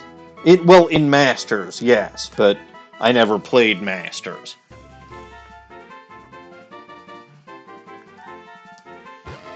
So, like, it's certainly a fun... And then, of course, the cat's out of the bag in the DLC epilogue. Right. And when I found that out, I was like, oh my god, I didn't see that coming, but holy shit, does it make sense? Yeah.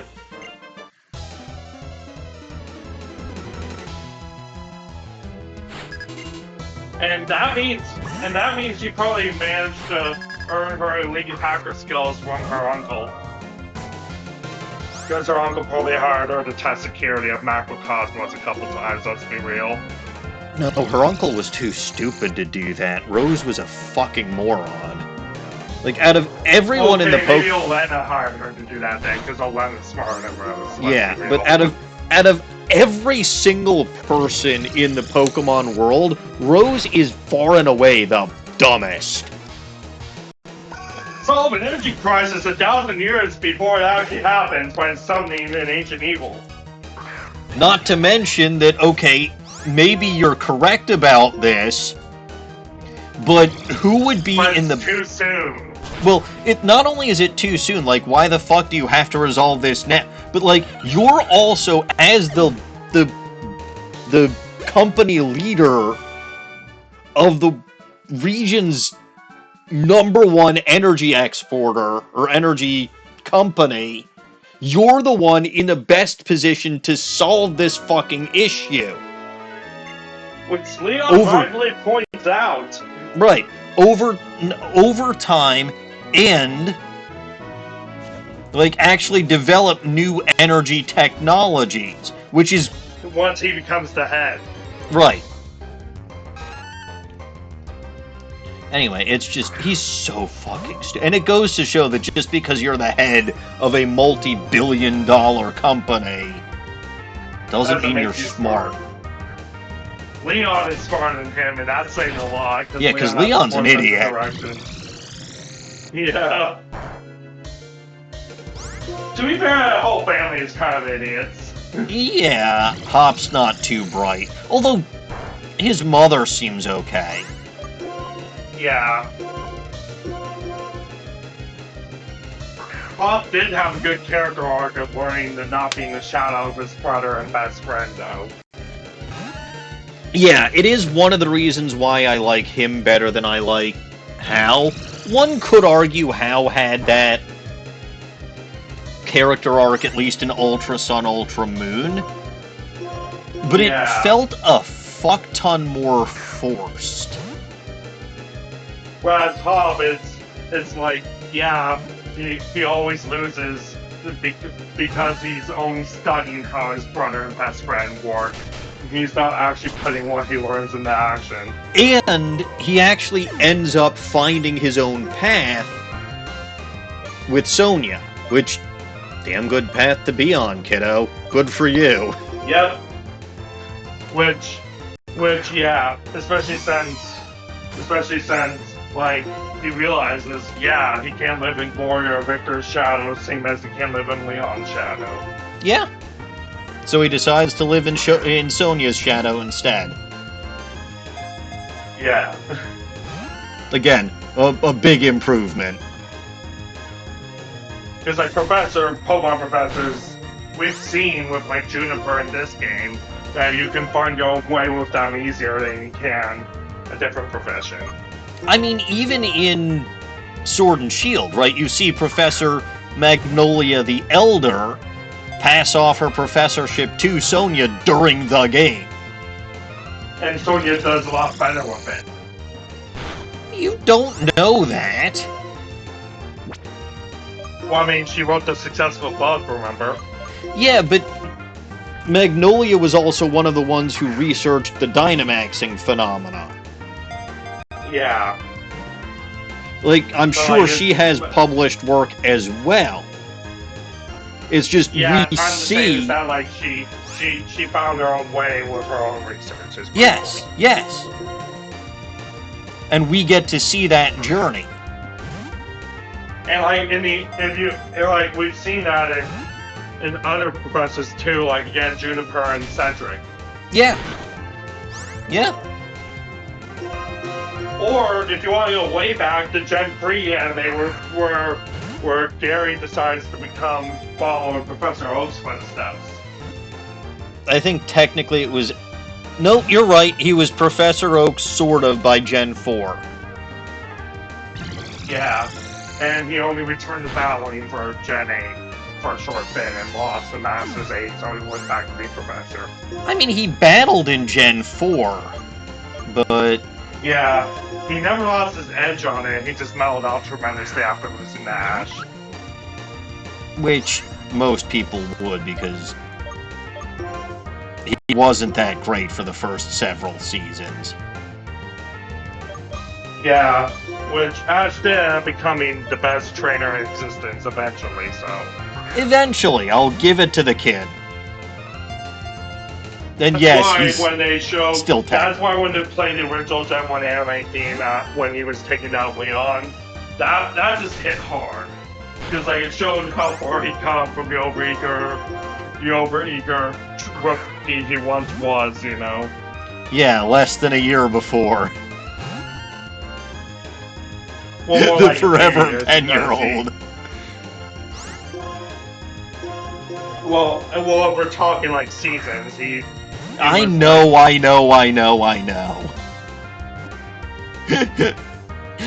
Yeah, however many seasons, however many voice actors. But only... It was 25 seasons that they had with him.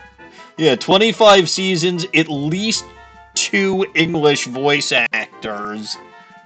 3. Yeah, Veronica Taylor and 2 more after that. Yeah. Yep. 3 voice actors, but less than a year later. Which is really hilarious. Oh, yeah. It's one of the funniest things ever. Or the eternal 10-year-old. maybe I'm just amused too easily. I mean, to be fair, it's a common thing in adult animation. At least the South Park kids got up to age A grade. Yeah, they did. They were in 3rd grade originally. Now they're in 4th grade. Hooray! It happened for longer than they were in 3rd grade. True.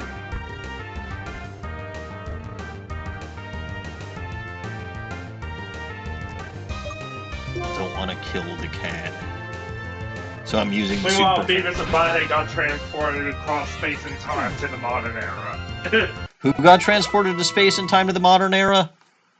Beavis and Butthead. That was the whole point of Duty Universe. Oh. I missed that, but I miss a lot of things. And they have a revival series on Paramount Plus, because of course, that takes place after Duty Universe. Which, fun fact, there is a big plot twist in Beavis and Butthead Duty Universe where they actually managed, where a multiversal version of Beavis and Butthead actually managed to break the cycle and score. I'm sorry. Really? Because remember, that was their whole motivation. Yeah. And they actually pull it off? And by it, I mean at the end of the second movie, yes. It's not the Beavis and Butthead we know, it's an alternate universe counterpart, but same thing, really. Right, and by it in this particular case, I mean a woman's clothes. Yes. It was actually Beavis himself, like the main Time one, almost got in this woman's clothes. But Butthead almost did, but Beavis ruined it. And then sounds about right. And then they made up at the end of the film, but then Butthead decided, but then Smart Butthead, the alternate universe version, cuts the main timeline Butthead. Yeah, that sounds about right. But either way, they actually managed to score, which is why it's surprising. Awesome. Yeah.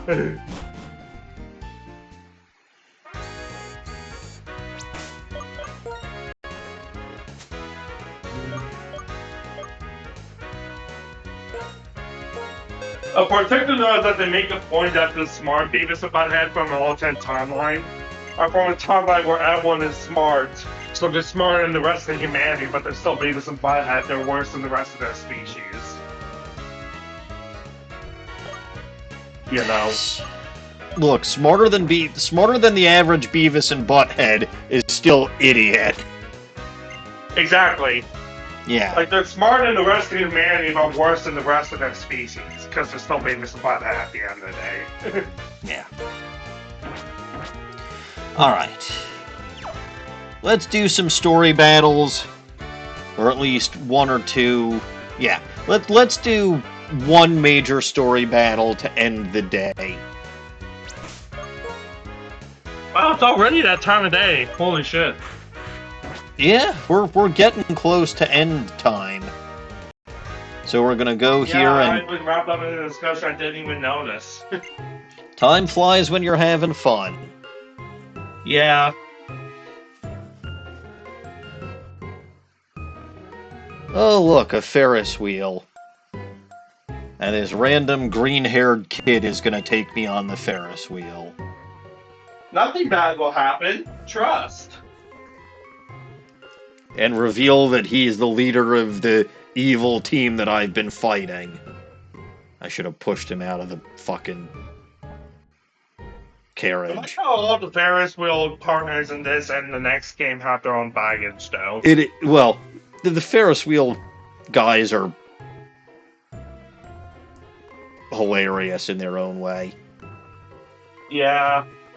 Because they all have their own character arcs the more you ride the Ferris wheel of them. They do. How many Pokemon exist in this world? 649 different species. And as of this writing. yeah, he said this world. Now, as for actual number of Pokemon, it's infinite. Like, you will never run out of Pokemon in the wild. Yeah, and currently we're at 1,020, I think. That sounds about right. Alright, this is gonna be a battle, because he's got 6. I'm sure of it. 1,018, actually. Pekkaron's 1,018.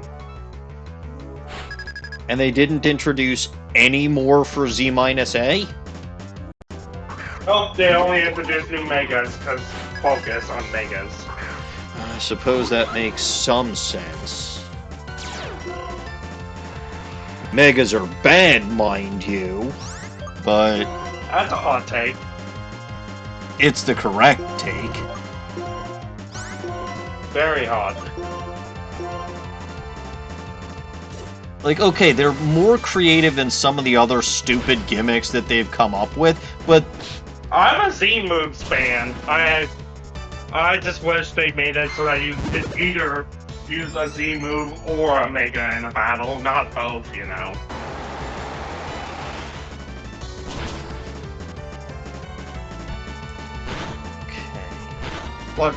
Like a super busted setup move or a super busted mod, take your pick. yeah, I mean, maybe. Especially since in Gen 7 there were still Mega Evolutions available. Yeah.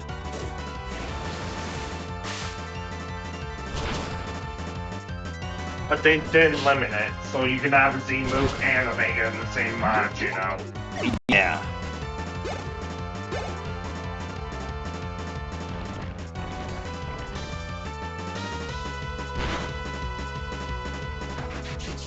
What was I gonna say? I don't remember what I was gonna say.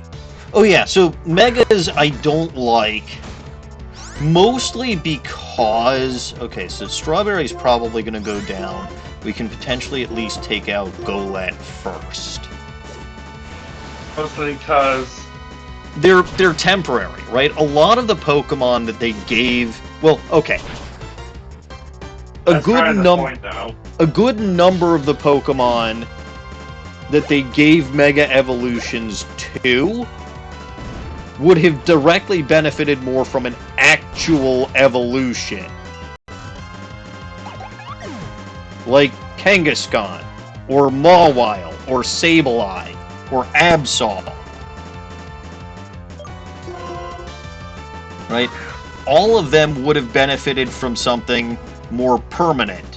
Whereas Mega Evolution was kind of just, in its generation, half. I'd say it was half in Gen 7 because, okay, yes, technically you could Mega Evolve stuff, but the Mega Stones were a lot more difficult to find, and the main gimmick of that was Z-Moves. And then, don't forget Let's Go, where the only Megas available were the Kanto ones, and I'm not even 100% sure if all of the Kanto ones were available, or just a few. just like, a I know- few, if I recall. I know the starters, I know Pidgeot. I don't yeah, it think was just a few, Gengar. not all. Kangaskhan was not in there, I don't No. think. So it was just bad. And then the distribution of it was also bad. Because Wasn't it post-game only in that game? in which, yeah, in Let's Go it was post game only. Well, maybe. I'm trying to remember when you got your starters Mega Stone. I think you're right that it is post game only. It was in Gen 7 too, but by that point you're already starting competitive stuff with the Battle Tree, so... Right. So, it really wasn't in Gen 7. Because again, they were focusing on their own gimmick of Z moves. Z moves, yeah. Did he just fucking use... Oh, I guess he did, and it did technically affect... Either of you. No, it affected Murkrow because... Well, no, because Synchro Noise is a Psychic-type move. So exactly. Yeah, he used Synchro Noise... He just used his own mon, basically. Idiot! This guy's a moron! Just like everybody else! He was manipulated by Getsus, I wouldn't be surprised. Ah, Shuren sucks.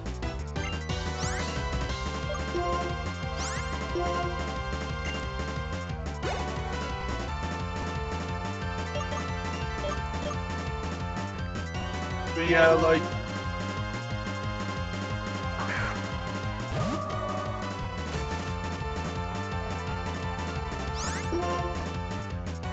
In Z8, they make it to a timed buff. You can reactivate at any time as long as you have the power to do so. Okay, yeah, so getting back to Mega Evolutions then. The other thing being, like, the distribution of it sucked. As in, okay, you had some Pokemon who got it that needed it. Or, and in the case of those Pokemon, again, what they could have used more was, like, actual permanent evolutions. And then he gave some to Charizard anyways. Well, they gave 2 to Charizard, but then they also gave it to Legendaries and Pseudo-Legendaries, none of which needed it.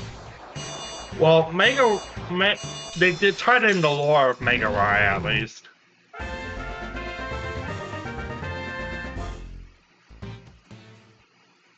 So, those are the 2 major reasons, and I've said it before. Right? That Mega Evolution just fails in general. Yeah, it's just that you're not going to win many people over with that statement. I don't win a lot of people over for my general opinions of Gen 6. I don't look to win people over.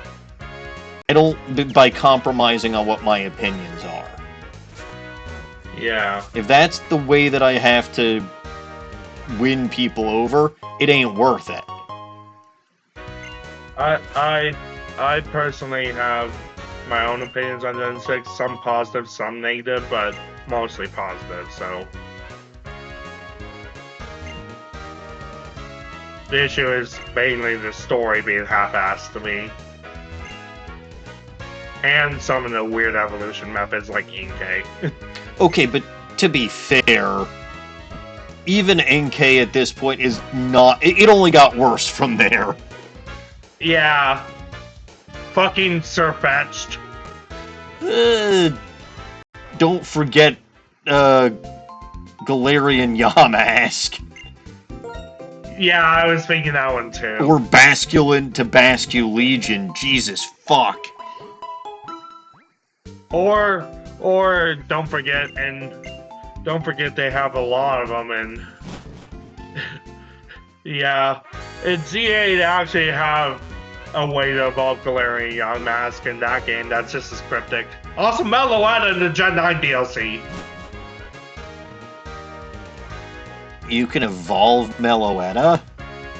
No, but you can catch Meloetta. Well, we're talking specifically about evolution. Yeah, but it's like catching Meloetta is me wanting to truck levels of bullshit. Okay, but you want to talk about Gen 9, though, you can talk about, what is it, Goldengo? Goldengo, yeah. Yeah, that's... Which is easier in Z8's DLC, because they give you half of them for free, and the rest are all scattered around the main gimmick of the DLC in more plentiful numbers. But, like, it's still a weird evolution method. I'm trying to think of other Gen 9 Pokemon that evolve in bad or stupid. Goldengo's the big one. That is the big one, but I feel like there are others. Trying to remember and failing.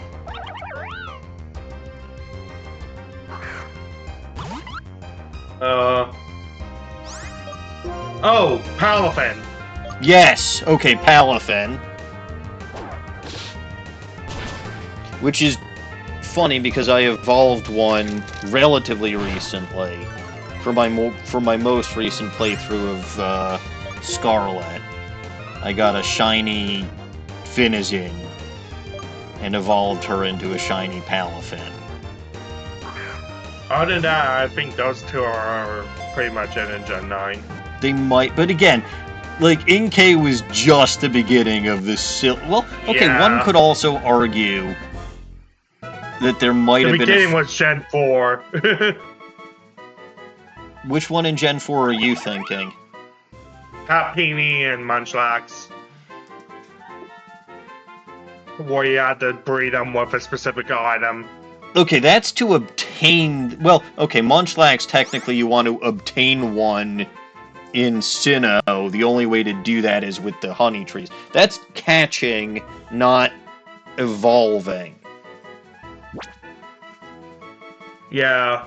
And if we really want to get to what about Shedinja and Ninjask then? Shedinja in Gen 3. But if you wanted to count convoluted catching methods and bullshit, then I'd say Feebas in Gen 3. So it's Gen 3 regardless. Feebas also had a bad one to evolve because it needed specifically beauty. Yeah, so you know what? It is Gen 3. Yeah. And actually, here's the worst part about it in Gen 3, is that your Pokemon had a maximum sheen. And if you didn't feed it enough, or berries with enough beauty, which you could do because out of it. Yeah, you could permanently have a Feebas that could never, well, at the time, could never evolve. So yeah, no, Gen 3. Gen 3 definitively. Because I didn't change that till this gen. Because there's still beauty in Gen 4. Yes, but in Gen 6, right, so when they had it evolved via beauty again in Alpha, Omega Ruby, Alpha Sapphire, at least they made it different. So first of all, I don't think that there's a sheen stat anymore. Right? So your Pokemon, I think, can have as many. Plus, the way the way Pokeblocks work is different too. Yep.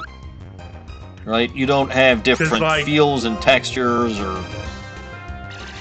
Because like in Gen 6, they wanted to incentivize clearing all 5 best master ranks with a single mon for a specific ribbon and stuff. So yeah, because they had that Lycia stuff. Yeah. Which I still don't understand the point of that particular character, but sure. She's Wallace's granddaughter, so... Wallace has a granddaughter? Wallace is old enough to have a granddaughter? Niece, I mean. Okay, that's very different, MCH.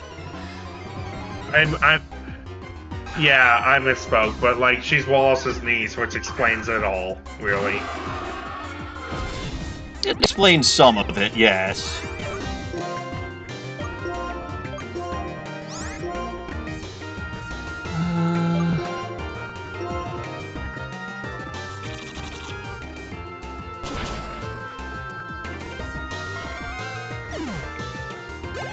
Alright. I think I'll try to catch this Zangoose as my 116th Pokemon, and we're gonna call it a night. Next time we'll go after the gym.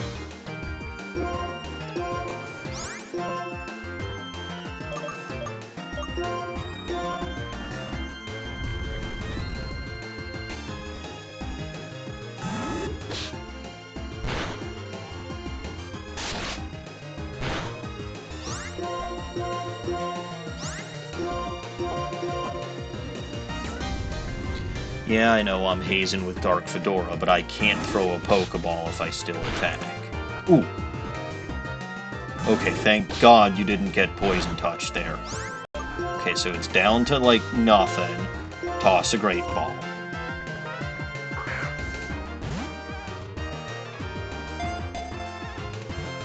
Poison Touch might be hated.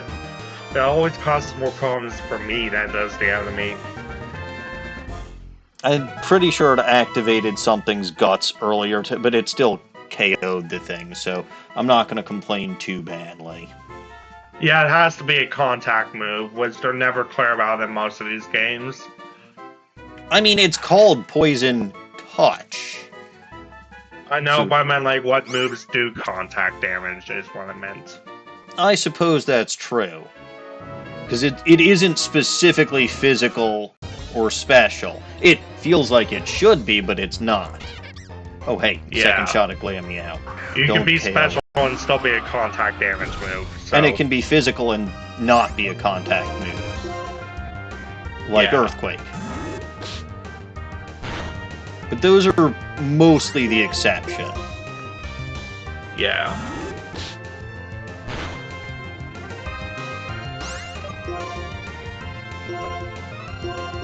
I take it back. I think we'll special. Which one? Pursuit was special in Contact in Gen 2 and 3. Well, yes, but that's just because the physical special split didn't happen properly until Gen 4.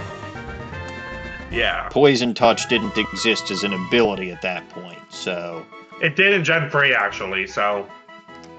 You sure you're not thinking Poison Point? Poison Point, right.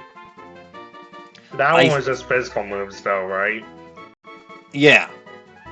So it's same concept, except it's the Pokemon that's attacking touches instead of Poison Touch, where the Pokemon that... Which is specifically Contact, yeah. Which is... Well, it's... So, in order for Poison Point to activate, the Pokemon has to attack the Pokemon with Poison Point with a contact move. Poison Touch is the other way around. The Pokemon that has Poison Touch has to attack its target with a physical contact move. Gotcha. If memory serves. And again, if memory serves, Poison Point is a Gen 3 ability, but Poison Touch didn't come around until Gen 4. I could be wrong. Yeah. My memory is not perfect. I remember Poison Point was Gen 3, so... Yeah, Poison Point was definitely Gen 3. So at that point, Pursuit wouldn't hit for Poison Point, because it would be special still. But it was still physical contact. Yeah. I think it was always physical contact as opposed to... So moves like Ice Punch, Fire Punch, Thunder Punch made physical contact, but weren't physical, yeah. Anyway, that's going to do it for me for today. We made it back to Nimbasa City's Pokemon Center, healed up. So I'm going to save the game. Pretty good run today. Tirtoga's actually working out quite nicely as a team member. And let's not forget that Baconator evolved. Yeah, and my count is accurate. I'm at 117 out of 149. I think that means that I'm over a sixth of the way done with the catching. And obviously, you know, legendaries and stuff like that are going to take quite a bit of time and resources, except for Victini, which really didn't take too long to catch. That's because Victini's catch rate's pretty high, if I recall. You may be correct, and I think that Reshiram, Zekrams are pretty high also, because... That's because they're forced. Well, yeah, sort of. Anyway, gonna wrap things up here. So, if you enjoyed tonight's stream, oh, that's a thing that happened. Hang on. Well, I can deal with that later. If you enjoyed tonight's stream but only caught part of it, you can catch all of it and my other content over on my YouTube channel over there.